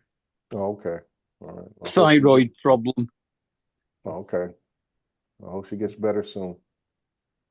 Well, she's due home later today, hopefully, he says. Yeah, she had an appointment today with the guy who looks at the chemicals in your blood. I forget the name. What name did she say? Endocrinologist. That's the one. Endocrinologist, yeah. So he's going to tell her what's what and what they need to do about it. So, It's good to hear. yep. All Yeah, right. because Justin's been going absolutely bonkers. He has to get up every morning, get the kids out, get breakfast, get them out off to school, and then be there when they come back home. So he actually has to get up and do something now. yeah, Huh? he's He had being to a do his dad. job. Hey, That and the Daryl, fact I say that today, they Daryl put should be. This should be Sarah a on a, big day, Daryl. they put Sarah on a low-fat diet while she What, was no- in there, but they thought low- it was a low-fat? stomach. Low fat diet. I mean, no Justin. Yeah. Yeah. You gotta put Justin on it too to her. I heard. Yeah, no, Justin is the high fat diet for her. Well, she said the food was terrible because she's only got, like a mouthful here, mouthful there. That's Yeah, didn't she say she was on a 45-gram diet, whatever that Yeah. is? Something like Yeah. 45 grams of fat. Yeah. Yeah. Wasn't it just 45 grams of food though? Is that what she said? Yeah, I Yeah. think Yeah, that's but- what she said. I Yeah, it couldn't was imagine what that 45 would be like. grams and one bowl of rice was 50 something. Right. Wow. Mm. Well, like I said, I've never Fuck- seen fuck anybody that. come out of the hospital who gained weight. Right. I You don't haven't know. seen the hospital we got. Well, I can say, I mean, people go to the hospital, they always come back a little thinner, and I don't know if, and then you think you're on your back, you ain't doing a whole lot of running around in the hospital when you're ill, and Yeah, you're getting not expending it. If you're getting 3 meals a day, you think your body would keep a little weight on it, but no, everybody that go to hospitals always come back a little thinner. Oh, well, if you're going to get loads of Cajun food, I want to go to hospital in Louisiana. No, it's not That's Cajun food. Joe, The- they the- give you Cajun food in the hospital, do they? Not at us, but they No. give you a menu. Now at St. Tammany, they give you a menu, and Yeah. the meals they give you a certain time frame during the day. Which meal is which? They Right. don't just bring them to Yeah. you. You order what you want, Right. and Yeah, then they they give deliver it to you now. Yeah. Right? They do that with And- us. And they got, and you can go through each item and take an Mhm. entree, a salad, all of this, and go through it. So I went in. I Yeah. got the baked chicken. I got the steamed green beans. I got the salad. I got the all other stuff going with it. I even got the desserts with it and everything when I was in there. And Yeah. went through everything, and every time it was in that window, I'd go ahead and get it when near the end of the window, so I wouldn't be hungry overnight. Mhm. And I was in there 3 days, came out and gained 2 pounds. Ooh. Ah, well then we That have much heard of food. people putting weight on. There's a lot of food in that hospital. When Justin went in the last time, they didn't let him eat overnight. When he went in when his chest was hurting, they wouldn't let him eat. Then that Right. morning they said, "Yeah, we did Yeah. the test. You could eat. Go ahead and get it." And he looked at the thing. He said, "Oh man, you've been here a lot. So what's good?" I said, "The meatloaf was good because it was a black bean meatloaf and all of this, about this thick, So and it's got all kind of stuff with it, the corn and everything that goes with it. And he ordered it, and he had a couple of buns on the plate. And I said, "Why don't you cut a little piece of that meatloaf off and put a piece in and give it to him?" He looked over at me and said, just sit in that chair right there. He said, "Don't even reach for it." I said, "I just want a little piece right on a bun like that. Just give me one of them. I'm hungry, He said, "Well, then you better go get something to eat." I said, "No, just give me a little piece of that." And he had his bag. He had his bag next to him, and he said, "See this bag?" I said, "Yeah." He said, "My gun's in his bag. I dare you to reach for it." My God, it's a robbery. He said, "My gun's in his bag. Reach for it." Oh, that's He's like- probably why your ass end is bunched in because you don't use your fucking blinker. Dumbass. Thought you were talking about the way I ate or something. No, Oh, this dude in front of me, this van, the whole ass end is smashed in. No wonder. Yeah. Because he doesn't use his fucking blinker when he goes around corners. Well, if he was in Covington, Louisiana, he'd be pulled over because you got 150 feet prior to your turn. You need to have your blinker on, or they And will he's pull got you over. one tail light out of 4 working. Oh, he's That's pulled nice. over. My son got him. Probably got 2 warrants. Joe's just putting warrants on people. Yeah. Hey, I answered Daryl in the chat. I said, Daryl, there's a lot of companies there. What I saw yesterday in the pre-setup, and a lot of those companies, even some are from China, some right there down the street from DJI. So I don't know what the issue with this organization as far as their stance with against Chinese-made drones, because a lot of Asian manufacturers are there. I saw setting up yesterday.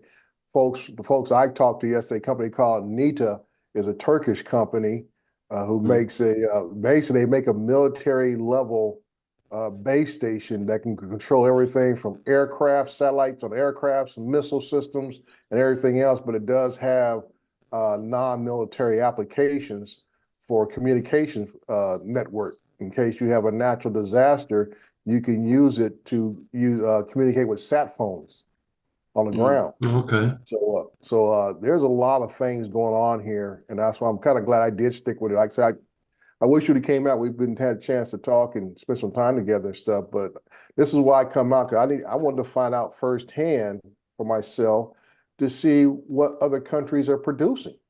You know, we're all wrapped up in DJI primarily and Autel and a few other brands, but there are other companies from other nations out there that are producing a lot of equipment that has that could, like I would say, when races on Sunday ends up on your driveway on Monday. So these folks are developing high-end stuff that will eventually work its way down to the I hate to use the word consumer level, because nobody is really in the consumer market anymore. No one's making anything for the consumer market, and that's a shame. So I say whatever happens to DJI, Autel is already in trouble with a couple of Eastern European countries because of its use in the war zone areas and stuff. So got to find out what the alternatives are out there, you know. So I saw some stuff yesterday, man. It looked like something straight out of a sci-fi movie, man. And I'll be showing it to you guys probably later on today, and post some more tomorrow. And I've interviewed some people, which I'll post those up also. Cool, thank you, Jim. Yeah.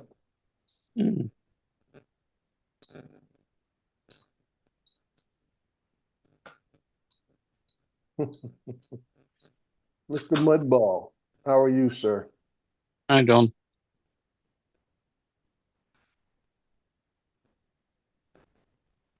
Yeah. There are also incredible stuff at military fairs. What was that, Michael? There was some incredible stuff at military fairs, you know. We've got one here in Farnborough in the UK. It's right next to the DERA, the Defence Evaluation Research Agency. It's where they have all their military representatives going over, you know, looking at different technologies and weapons and stuff. Right. Yeah. I mean, it's open to the public. Yeah. I tell people, I said, you know, what we saw in the Gulf War is now used every day on our cell phones, in our vehicles, everything. We talk about GPS. First time we really got firsthand look at GPS was the Gulf War. Absolutely, we talk about how these you know laser guided bombs and satellite guided bombs and how accurate they are and everything else. You know, and we complain today about you know, our phones within, you know, 10, 15 feet, and we think that's very inaccurate. I said, that's just at our level. Yeah. You go to, in fact, the military level, military level, which uses better chipsets and accuracies and everything else. I said, those guys are down to, you know, centimeter levels. Just like when I fly now with my base stations, it gives me centimeter accuracy. You know, so. But there was an error code that was put into the GPS, the military GPS, while that was going on, so that it couldn't be used with too much accuracy by anyone else other than the military. Yeah. As soon as it was all over again, GPS returned to normal. It Right. was as accurate as it needed to be. Yeah, Daryl, I'm hoping to meet up with Randall and I guess I never ask anybody to be on their demo list or anything, but if the opportunity arises where he's looking for people to demo the equipment, I'd be more than happy to, because I like to see that Ansel version, Raptor version, compared to the Maverick 3E version. That's the real test. I mean, the information that's out there on the internet, compared to the Phantom 4 version 2, compared it to the Skydio 2, and I think one other brand that's basically outdated now. It needs to be tested against what DJI is putting out there, so people can realize, what they're getting. And for the most point, and I think it will compete well. From the specs that it has, it should be on par and everything. You just got to find out what the software is capable of doing is the real key. And that's where DJI outpaces everybody else, is their software. A lot of people Autel has shown they can make a good drone, but Autel has always suffered from the software side. In the interface. That's where DJI has always been ahead of the game with Autel. And like I say, it comes down to controllers. DJI has always been the pace leader when it comes to how to make a controller, make it interface user-friendly and stuff. Everybody else, they're still stuck in that gaming console mindset, and that's like I say, those of us who are into, drones, I don't care if it's FPV and RC planes or whatever, we want to get away from the gaming console look and feel of a controller. We want something a little more sophisticated. But we're supposed to be doing something that's a little more sophisticated. Sophisticated. Yeah, me doing it. Sophisticated than me playing on my Xbox or Nintendo system or PS5 or whatever else. Because like I said, when we fly, we don't get a reset button. When we crash, it's crashed and broke. You got to sit it in, repair it, or whatever else. Yeah. But there was a scene from Iron Man where he gets interviewed by press. And he said, "It's all military funding, baby," or something to the lady interviewing him. Well, that's where the money's at, and that's why I tell people. I said, this is why Skydio abandoned, the consumer brand. Autel has slowly backed away from the consumer brands, and like I say, because military applications, military contracts, money in it. I say big money in it. I mean, you're talking about multi-million dollars up front. Yeah. And that doesn't even mean they have to make a successful product. It's just that they're securing a contract based on a concept. Can you develop this? And we'll pay you multi-millions for R&D work and everything else, and see if it floats. If it don't float, you just convince someone. If you convince someone that you can do something, then you get the funding anyway, just in case. Right. That's it, because the R&D research, even though they may not be really successful at it, the government keeps it and they pass on to somebody else. Hey, can you take this a step further? Oh yeah, absolutely. Yeah. They build upon somebody else's stuff, which is they've done that for better part of this last 2 centuries now going into as that everything has been developed right on top of something else. Yeah, if it works, Yeah. So I think Paul has gone to he's going to pick up his videograph that, isn't he? Is it Meals on Wheels about that? Well, like I said, it's what? Is it 11:30 there yet, or is it 10:30? 10:30. 10:30. He's got to run. He's got to run and get his weapons. They're giving them back. Oh, okay. I'm worried about my Meals on Wheels. Yeah, that's what I was saying. I said, I know he had mentioned that yesterday when I was listening in about getting his weapons returned to him and stuff. Yeah. And I said, well, I got an appointment at 11 o'clock at the police department. I think 11 o'clock, but I just tried to call her and she it said, well, leave your message and I'll call you back. And it's like, oh my God. Then I called the Meals on Wheels people and I got the same, another, can't take your call right now. We'll call you back. Leave a number. Paul has the patience of a 12-year-old. That's it. Oh, Joe, keep an eye on it. I'll be back. That's it. Okay. The world is closed today. Please leave a message. Yeah. Not 12, not 12. Got Joe in charge now. It's all under control. Yeah, he'll be all right. Well, So yeah, I was asking you. Sorry, go on. No, like Johnny yesterday, he called me last night about 10 o'clock.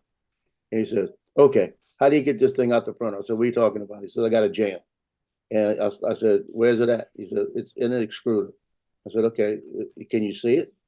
He said, I can't move it. I can see it, but I can't get to it. I said, you're going to take it apart. He goes, I'm not taking it apart. I'll throw it away first. I said, you're going to take it apart. Mhm. So I had to send him a video on how to take it apart. And he looked at it and he went, that's like, I got to take all of that. I said, you got to take it apart. The only thing you're going to do, either that, or you got to find something to push it through, and it's not going to push through if it's bent. Yep. That's the one I You're had talking about first. That I had 7 jams in a week. Yeah. Mm. So how does the extrusion head get so jammed then? Because it's not hot enough or something? Well, I think what happens is you get a piece of filament. If you don't, and I found this with this one. This is a direct drive. It's got a complete difference. That it brings it in and out for you. You let it do it. But that one you had to actually it brought it out so far, and you had to pull it. So what happens if it starts to dry out in there, and you pull it might crack off, and if it cracks off, it'll bend. Now you got a And if blockage. it bends, then that's it. Because when it bends, it's not going either way. Right. You know, so you have to take the whole piece apart, take the whole head off. And you got to take the heat sink out. To get to the heat sink, you got to take the whole head off. Take everything. They showed up. You ought to have 2 screws. You could just drop that first, because then you could just grab and take it right out. That sounds like a massive That's all. pain in the arse. It's not. Oh, it takes about 20 minutes to take apart, about Okay. 3 seconds to take the thing out, and about 20 minutes to put it back. Hmm. So I did that 7 times in a week. And on my 7th time, I had enough of it. I called the company I bought it from. And I said, okay, I got an issue with this. And I told them what was going on. I said, I want to see about returning it or what to do with it, because I had it less than 2 weeks. And they said, well, you have a 90-day warranty with us and a year's warranty with the company, but we handle all the warranties of the ones we sell. So they said, let me see what we can do. Do you want another one? I said, no, I don't want another one if it's going to do this too. I said, because I've got a friend that just happened to the same kind.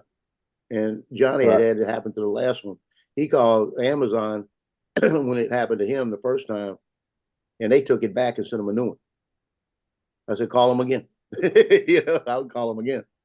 You know, so but Crutchfield, the company I bought it from, they said, well, you want a refund? I said, no, I want a printer. What other ones do you have?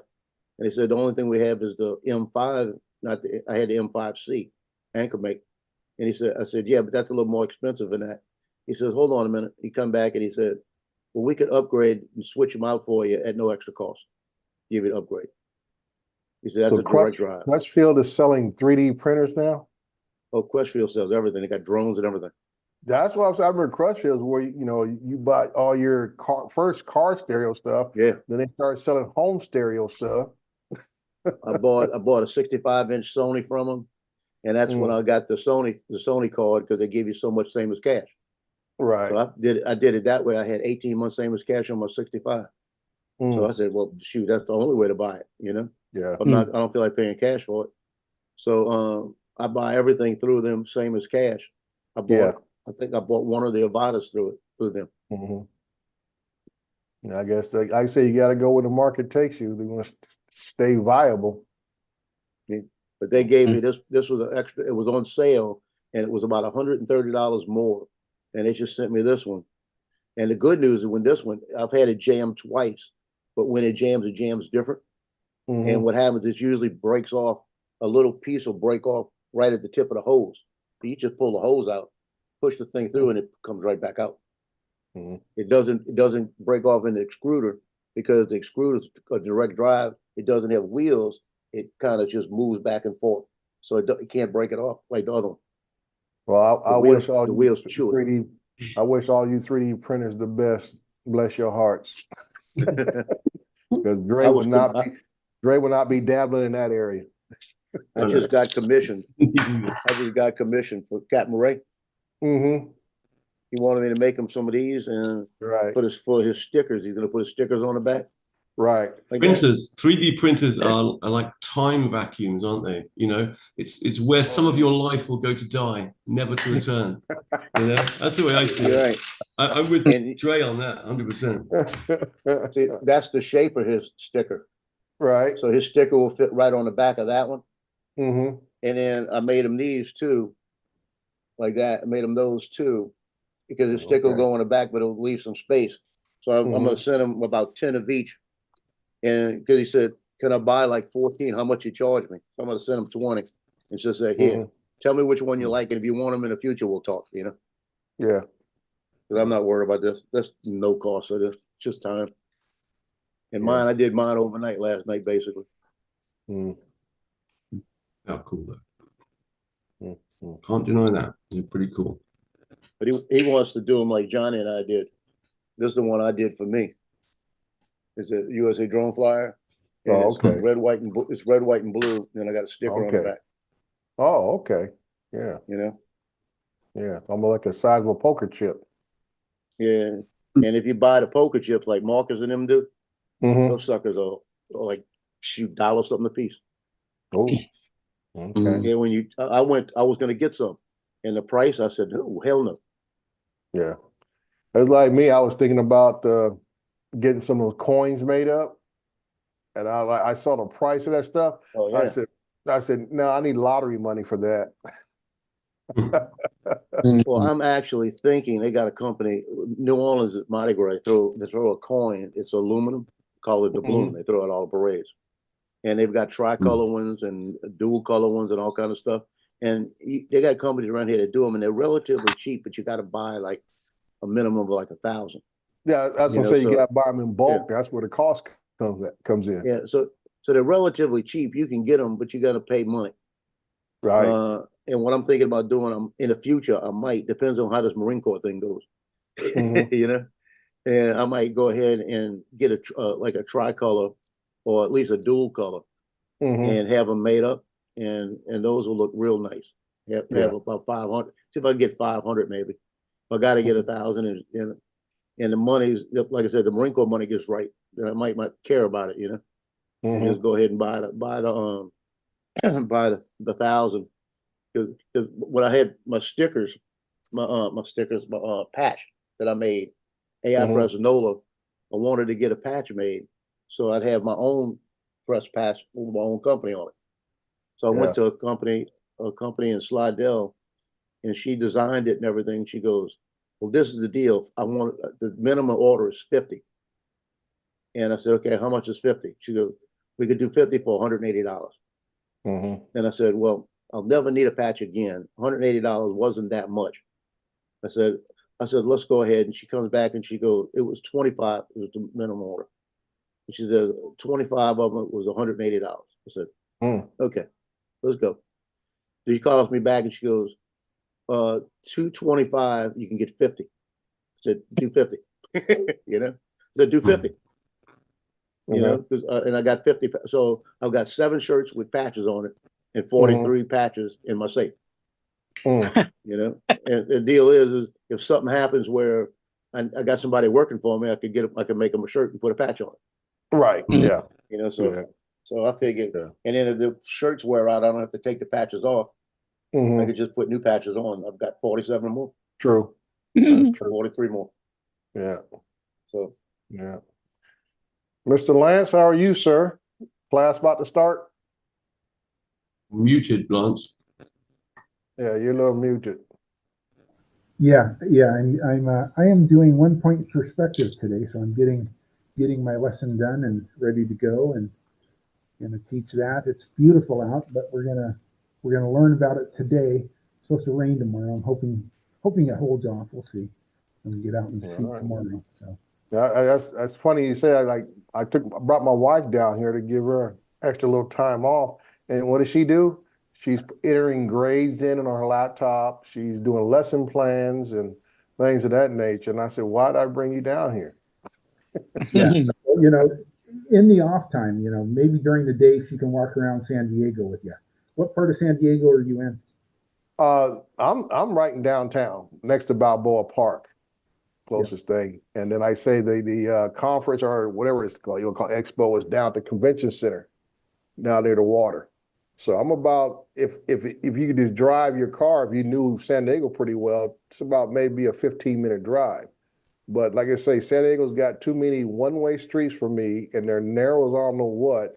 So I've been using this thing called the Fred app, which picks you up for free, and you tip the driver what you want and everything. I've been real generous since I've been here and stuff, but its timing is not very reliable. You know, they'll tell you they're on their way, and they'll say driver's 4 minutes away, and you still be standing out there 10, 15 minutes later. And it's called the Friend app?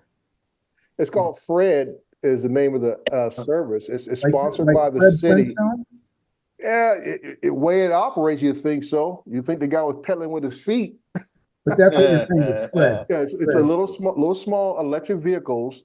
I mean, it's like a step up from a golf cart because it has a little power, but it's an electric vehicle. It's 6 doors to it, and like I say, it picks up people. And I think it's great for a downtown environment because it can, weave in and out of traffic very easily, get you right there, pick you up. It's like an Uber. It's like an Uber and Lyft does. Pick you up right there from your location and get you around and stuff. And you need to go to Little Italy and have some Italian food. You can't do that in New Orleans with those. Because they drive around New Orleans, the criminals could run up and rob you real fast. He's not going fast enough. Yeah, you stand out there waiting, huh? Yeah. Yeah. But this one's, like I said, sponsored by the city, and I think probably the local transit thing is who they're sponsored by, and it's a nice little service because I'm like a lot of folks. I don't get into putting all these apps on my phone for Lyft and Uber and all this kind of stuff, and their cost factor is going up. This right here is basically a free service provided by the city, and I guess they work in almost like a certain downtown zone. He said, the guy said he can't go past the 5 freeway, and obviously he can't go past going to the other cities south of San Diego, which is Chula Vista and National City. So if you want to go anywhere downtown, you can use this service. And the downtown area is, I would say, kind of risque. We have a lot of as the common term now, we have a lot of the unhoused camping out in the downtown area. This is why every business I pass by has security officers standing outside. So that's the kind of environment you're going to do if you plan on walking around. This is some of the things you got to think about if you want to deal with it. But the weather has been like Seattle weather. We have a high of 63 today. Humidity is supposed to be in the high 70s. Overcast. You're muted again, Lance. Yeah, so my daughter went to the beach on Saturday down there, and I asked her if she got in the water, and she said no, it was too cold and cloudy. She said it was colder and cloudier than Seattle. Yeah. But I say having that high level of humidity makes it kind of nice. Yeah. I always make a point to get in the water when I'm visiting, beach. But just go for it. What's the point? I just couldn't imagine going to the seaside and not jumping in. You're terrible when waste. it's cold, Well, I think even if it is cold, you get used to it after a few seconds. I do like to swim around. Yeah, those are the people who keep telling you that who don't get in the water. After you're in there a while, you won't notice a difference. Yeah, because there is no difference. Once you're in the cold, you cold. Yeah, exactly. It's just like I said, not like you got half your body in the water, other half out, so you can tell the difference. Right. Yeah, What you got to get your head under and everything, and you just got to swim, go for it. And eventually, you warm up internally as you exercise anyway. So when you get out, things will kind of neutralize. You'll put your clothes on, and you won't actually go through a period of time when you're actually cold. It's just that because your body has this reaction where your blood gets sent to the inner parts of your body anyway, and your organs. So you'll generally kind of be okay. Mhm. Besides, it's that you're only swimming for like 15 minutes, but yeah, it can be bloody cold. Well, the thing that I've always wondered about is why do people, when they're in the sea, always run out of the sea when it starts raining? Probably because they're insane, I should imagine. They don't want to get wet. Wetter. Or maybe they want to just wash the seawater off themselves with the rain. That would make sense. I'd do that if it was raining heavy enough. I used to tell my kids when they want to go out swimming in the pool in the back, if it was raining, I said, no, I don't want to get wet. That's it. Mhm.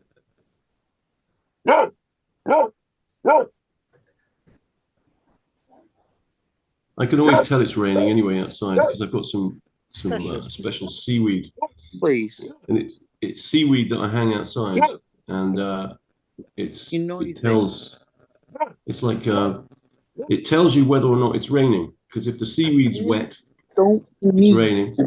If the seaweed isn't wet, then it's not raining.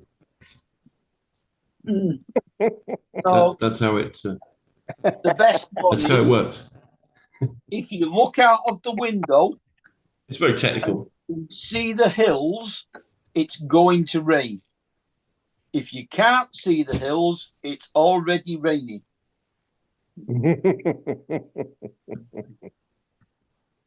Oh my.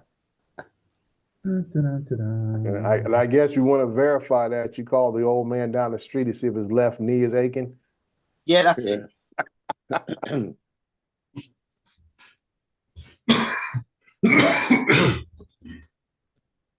Oh man. I don't have that anymore since I got new knees. Yeah.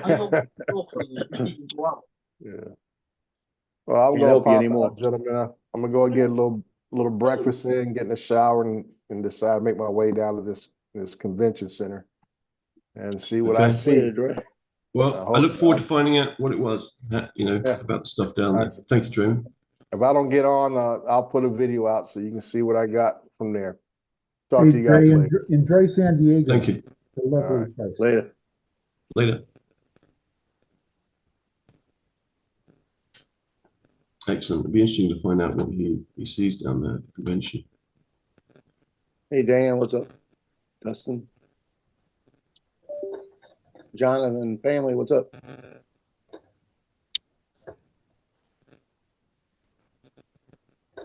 I was looking forward to going to fly this morning with Johnny, and he can't. Johnny was looking forward to flying with you so he could use your drone. Not happening. I took my Avata 1 off of eBay last night. Did you? Because I had one guy watching it, and I wanted it to go higher than the initial bid. And that's scary when nobody else is watching it, because it means one guy might be trying to get it on the initial bid. So I just pulled it off, and I'm actually thinking now that I don't know yet. So I don't want to sell the goggles too, because I don't know if the goggles 3 will go backwards. They say they will eventually, but I don't want to keep an Avata. I want to keep the newer Avata in a couple of batteries, so I could fly it if I want to, but I don't want to do it if I don't have the goggles. So I got to make a decision what I want to do here. I might just take the older one and sell it just as a extra drone to somebody with one battery, What do you need to go backwards for? Well, if I want to fly the Avata, because I want to keep one of them. Oh, gotcha. I don't want to sell both of them. I got one that's only got 8 flights on it. I don't think they're gonna go backwards, Joe. I mean, Yeah, I could well, be that's- wrong. But that's the word that's coming out, that they're Yeah. gonna go backwards on it because they're trying to sell these goggles to people that use with O3 units. Gotcha. Well, yeah, So that's it's gonna, a possibility. I've had offers for the goggles. I haven't had, they don't want the drone, they want the goggles. And it's like, no. Yeah. And I may keep my Avata 1 just because the Avata 2 sucks. Well, I'm thinking about keeping both of the ones I have. You know, so if I want to go out one day and just, you know, hit some gaps and stuff like this and not worry about it. I don't want to do it with the 2 because the 2 I'm going to use more for real estate, you know? Yeah. Is it possible that your views on the Avata 2 are going to change, Lance, as you get used to it, maybe? What do Maybe. you think? What do you think, Lance? Yeah, I think so. I like the Avata 1 because it's heavier That's what I like about it. and more stable in wind. Can you guys see my Okay. screen? Oh, so its weight bucks the wind a bit more, I suppose. I think so. Can you guys see my screen? Yes, yeah. Mhm, Can I yes. see your So this is my screen? Yeah. secret spot number 1 called the Fish Peddler Restaurant. And this is my my Sphere flight this morning. And I reframed it. Okay. So it's gonna do kind of some fancy stuff here in a second. But beautiful sunrise today. And again, this is the Sphere. My drone's flying straight. Sphere. Well, that's neat. As in, oh, I see what you mean. Yeah, yeah. Got you. I like that. You see, the Earth is round. Spherical. I think I need to speed it up. That's a great shot, isn't it? Yeah, that's cool. Wow. There's Rainier. The Tacoma Dome straight ahead.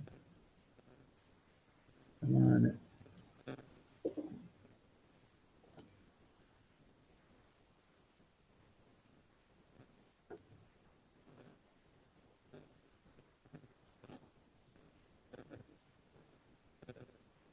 And no one ever asked me what that cone-shaped building is. I would have thought somebody would have asked me. I was just looking at it before you said it. You know what it is? Ooh. It looked like a nuclear silo. It's a glass museum. Really? Okay. No, I like that shot right there. That's cool. Chihuly. So a museum for glass, or a museum made out of glass? That's the thing. Museum for glass. Oh, okay. Dale Chihuly is a famous glass blower in the world, and that's where he's got one of his buildings. It'll have his stuff in it. That's cool. I only know Lalique. That's the only one I know.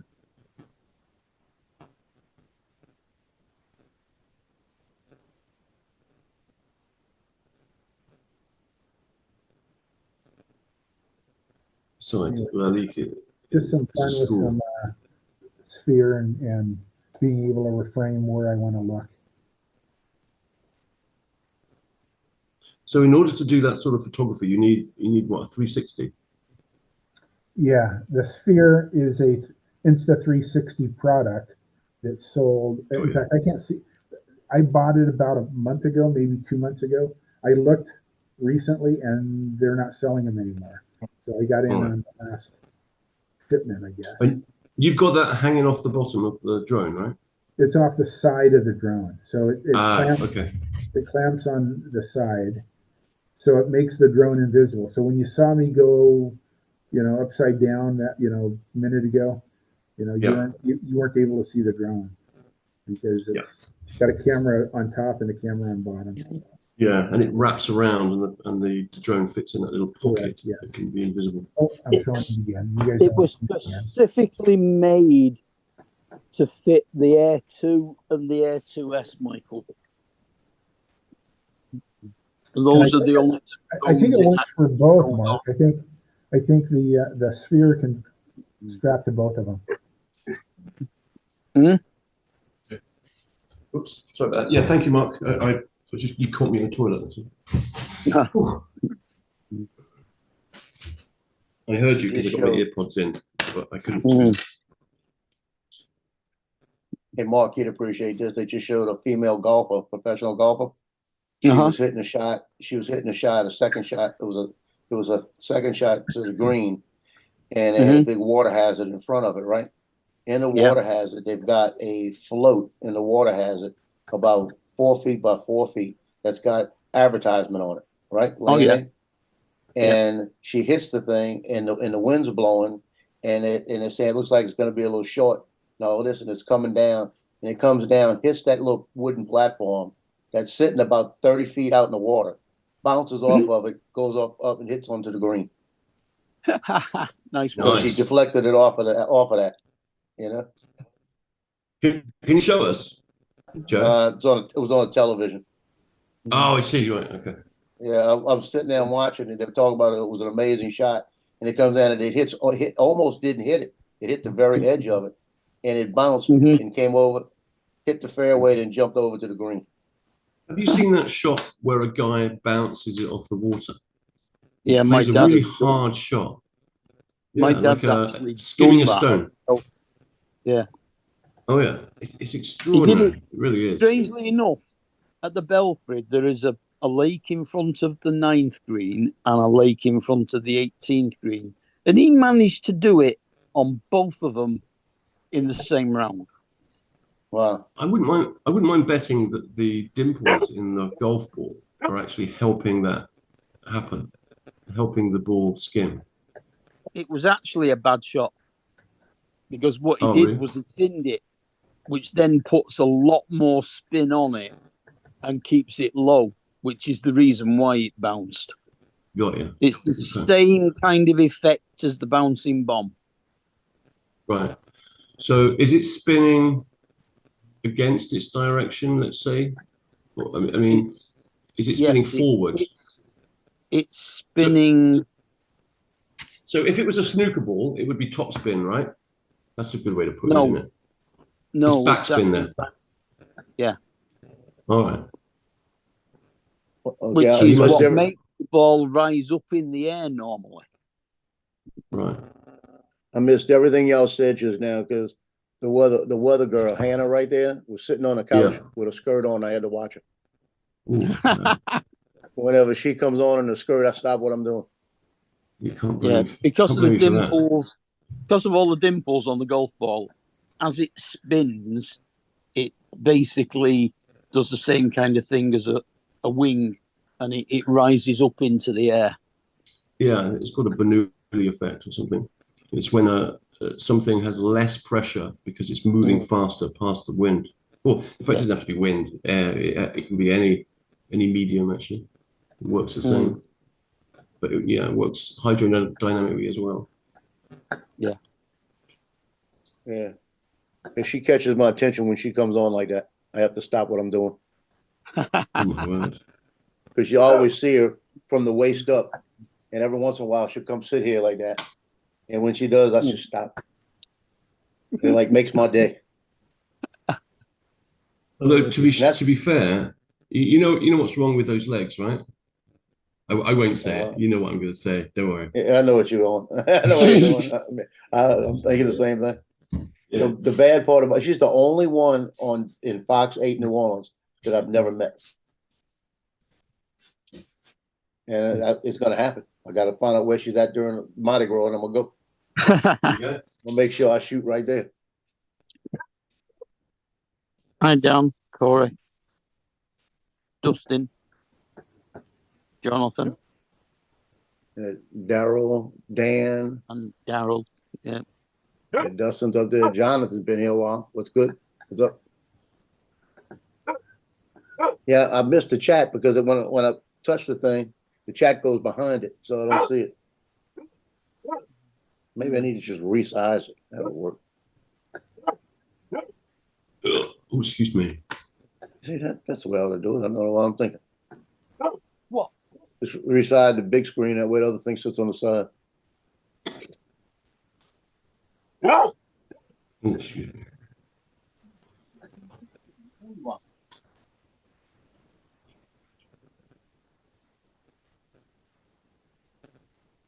Oh, it looks like it's gonna be a good day to fly today, so I'm gonna have to get out and fly again.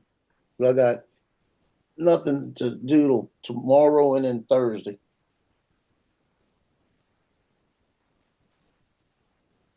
Yeah, I checked that, Lance, yesterday. I double checked the geo zone. Cause I'm going to shoot right there by the airport.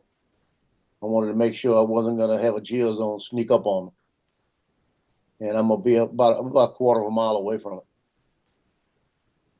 So I should be good. Yeah, But I got Lank approval already.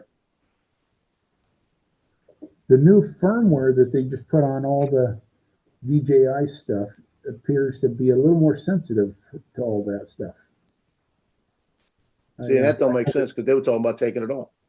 I have a jail downtown Tacoma, and it's so where I flew this morning at the Fish Peddler, it's basically 4 blocks up the hill or thereabouts. So it just tells me, hey, just know you've got a jail, and it's not an outdoor jail, it's all in a building, but still they let you know. Don't be flying over there, you might get yourself in trouble, like that one dude did in Georgia. Yep. Well, it does tell me on the GeoZone map that is an enhanced area. Yeah. So it does tell me that. But I've got, like I said, I got the link on my phone approval, and I got a copy of it. I printed it off. That's going to be with me. I don't think I'll have an issue with it because I've got 150 foot. But if you go a quarter of a mile west of me, that's the direct line of the runway. It's right right on the other side of Williams Boulevard. It's about a quarter of a mile. Okay. And that's a direct run. But when I used to work at Burlington Coat Factory right there, and when the jets came in by Burlington, they were about 200 feet above. That's about where they were. They came in about 200 right there. Okay. Because then they've only got less than a quarter of a mile to the runway. Like I was saying yesterday, when they hit Interstate 10 right there, the runway is about 200 yards from the interstate.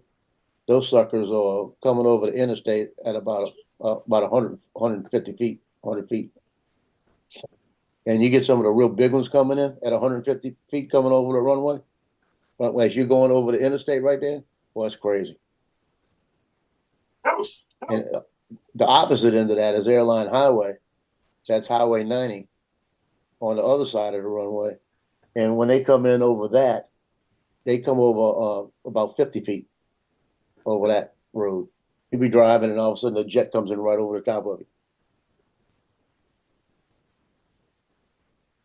Might be a bit startling for drivers, though. Probably not that Well, they know because it's been there for so long, that airport, and people know, unless it's somebody that's never been in the area, Yeah, I suspect there's probably signs up, that say low-flying aircraft. Well, yeah, they're all up on that. But we had years ago when I was a kid, they had a prop plane coming in, and it missed a runway, and there was a Hilton hotel on the other side, and it came in and took the whole hotel out. Oh my God! And the worst part about it was this was a prop job, old prop job. But when it took the hotel out, the bad part about it was there was a convention in town, and it was full of kids. There was like a high school was in there, and there was about half of them were killed. Terrible. It was early in the morning before they left.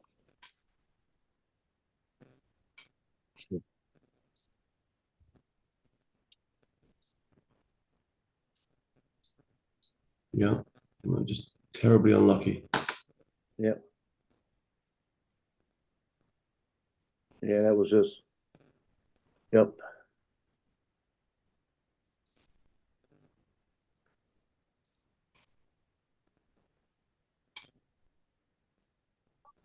Hey, Paul, don't show them. I know. Just getting it out. Take them out. Don't show them.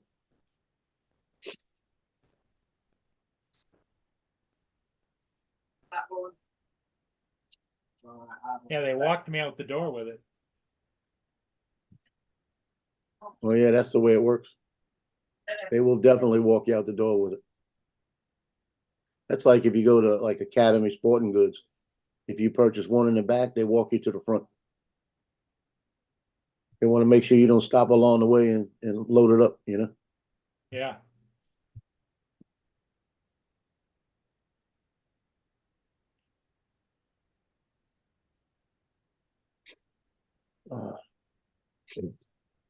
Shit. I can't wait for my son to wake up. I got a piece to talk to him about. He woke up last night about, I don't think he went to sleep. It was about I'm 1:30. I'm going to leave, guys. I've got an errand to go. Okay. Okay. We'll see you Have a later. good day, Mark. Take it See easy. you later. It was about 1:30 in the morning. He woke up, came up front, opened up the cereal, ate a bowl of cereal. It sounded like a disco up front going on. And then he found my Pop-Tarts behind me and ate one of my Pop-Tarts. So we're gonna have a fight. I asked him for a piece of chocolate. He said he's gonna stab me in the knee. It's all right.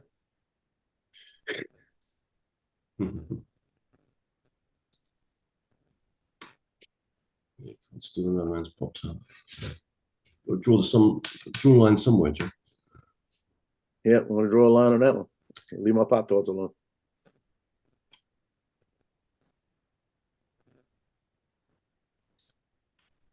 Yes, Pop-Tarts are my emergency breakfast. Like this morning, I woke up late, so I don't feel like making anything.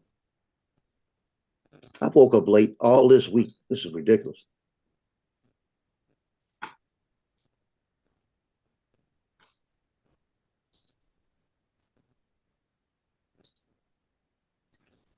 Now that picture is kind of frightening. Yeah. Great comedian, though, this guy.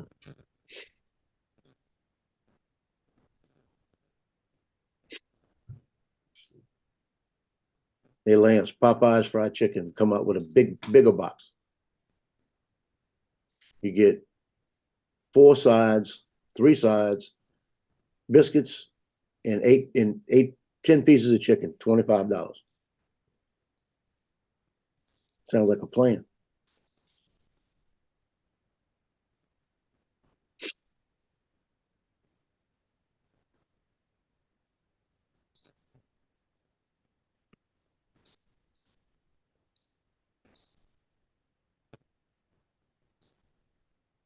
I think I'm gonna go to America's Best this morning, and we're gonna have a come to Jesus moment. I got my glasses from them almost 2 weeks now, and I'm supposed to have contacts coming in. They still haven't come in because it's a special contact, and I had to pay $50 for them to bring. It's called a fitting, and then I had the samples come in to make sure I could wear them. And I'm gonna tell them if it's not in today, just cancel. Give them $50 back. But I don't have time to fool with it anymore.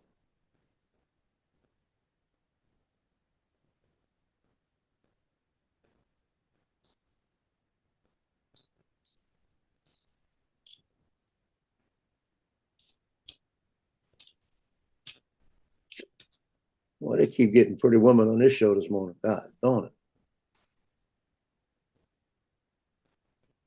Oh, she got a good name too. Her name is Janie Dick.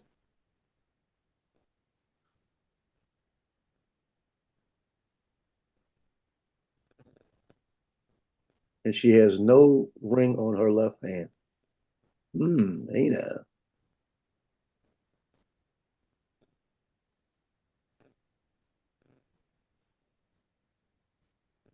It's funny. She's standing next to Shelby, one of the other meteorologists that used to be a meteorologist. Shelby left Fox 8.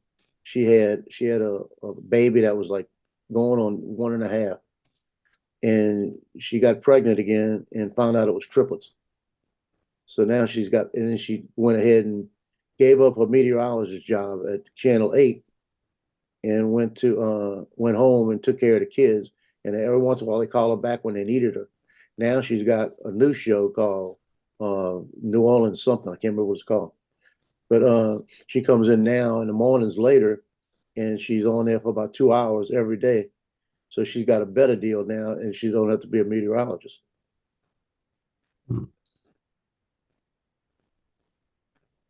And like I was getting to, she's standing next to Shelby, and Shelby's 5'2", and this girl looks like she might be 4'10".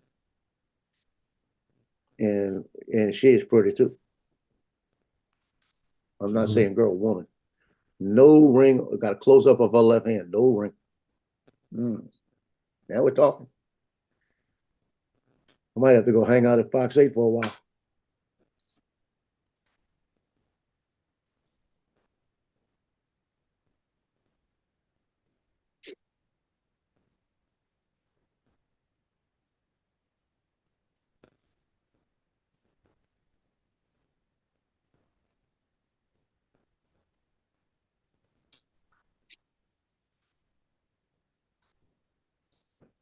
I don't know where I'm gonna fly today, Lance. I don't know what I want to fly. I know where I want to fly. I just don't feel like driving to it.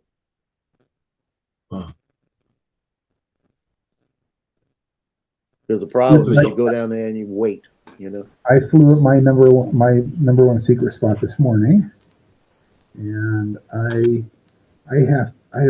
got to shoot the high school baseball game tonight. It's senior night. I gotta do that after school, and then my 72-hour film festival's this weekend, and we're Zooming tonight. The crew is just to kind of get some topics and some ideas going. And then on Thursday, we get our 4 items that we have to put in the movie, and we can start filming anytime after Thursday until Sunday. And I told the crew, I said, one of the 4 things is going to be AI. I guarantee. Oh yeah, it. That's my guess. Is they're going to put something about AI in there. So Lance, listen, I'd like to recommend something to you. If you're going to talk about AI. There was a talk. It's a TED talk actually, but doesn't mean it's bad or anything. It's a TED talk done by some guy called Sam Harris. You've probably heard of him. Sam Harris. Yeah. But the TED talk with Sam Harris in it, he brings up pretty much all of the main aspects of AI that are worrying. So, and he makes some pretty good points as well as to what we should do about it at the end. But he pretty much hits the nail on the head. And I watched it when it first came out, actually, years ago. And it's still relevant today. Okay. And it's really all the major points. But it's a great. In fact, I can find the link as well, actually, just to make sure. But it is a very short presentation as well. So what you'll be able to do is you'll be able to make some notes about the main points, or let's say the main concerns that AI puts to us all.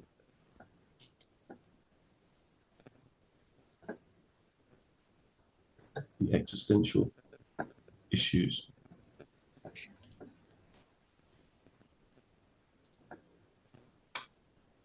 Let me just get the link. Oh, wait, they came? You don't need to be loading that. This is blanks. Because I just don't want the blanks rolling around in the case. Thanks.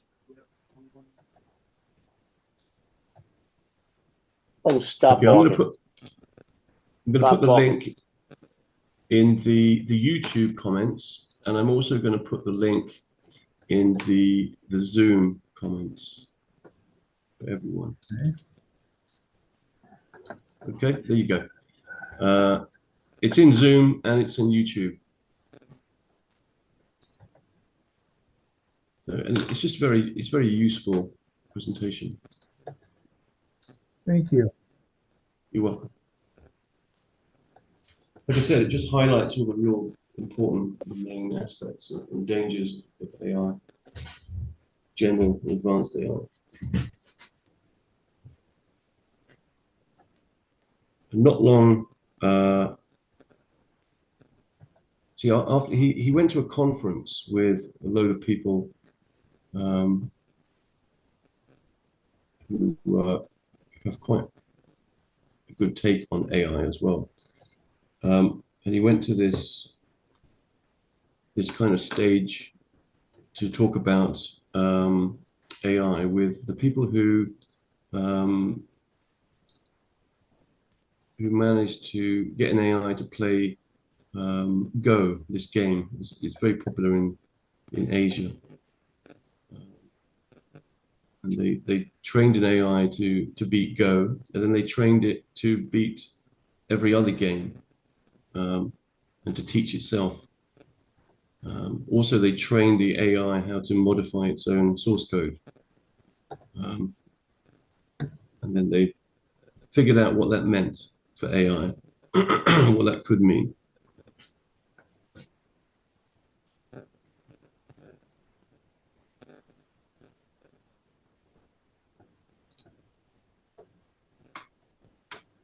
Nightmare fuel, it certainly is nightmare fuel. Yeah, when you start thinking about what AI could do and how it does it and the speed at which it does it, the speed of iteration and improvement and modification to its own means of improvement, it does start to get a bit dodgy.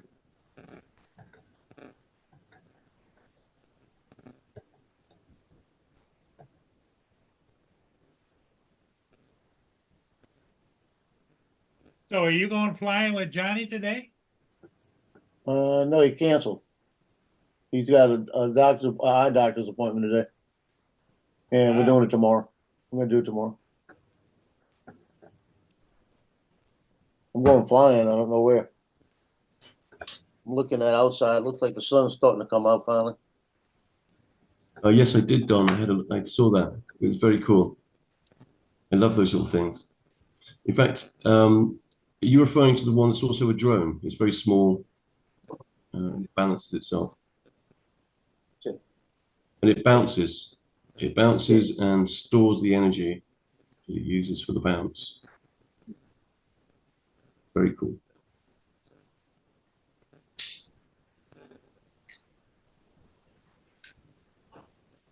I mean, nature has been telling us that bouncing is a good way of traveling, especially when it comes to the conservation of the energy used to travel in the form of kangaroos and wallabies and whatnot. Leo says she want to come see everybody. Ah, it's Leo. There's my pretty girl, Cleo. She's lovely. Oh, yeah. She's very pretty. Now, which one is that? Cleo. That's Cleo. That's the one that had the medical issue? No, Loki does. Loki does. That's my baby girl. When I put Joe's picture on the screen, is that changing it for everyone? Or just me?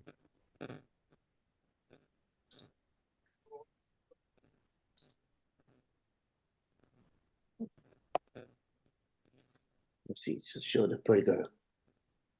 We'll get you. Oh, See what that a pretty cutie. girl? Let Hey, me doggo. spotlight you. This is my pretty girl right here. Who needs mistletoe with a face like this? Yeah. Look at that. You see, look at Cleo right there. Now, how old See is it? she? 8. 8 years old. All 8 years right. old. So going on 8. And you've Hey had her. guys, You've I've had got her my all kids along. coming in. We'll talk to you I've later. had her the whole time. Bye now. Okay, Lance. Take Later, care. Good, Lance. Lance. Take a look. Yeah, I've had her the whole time. Okay, well, what do you think? Do you think we ought to just call it? Yeah, I think I'm gonna go fly because the sun's Okay. coming out. I can see it. Everybody, thanks for being here. Thanks, Joe. Thanks, Les, and Thanks for everybody having else. us, Paul. Take care, and we'll see you again later. Later, Okay. guys.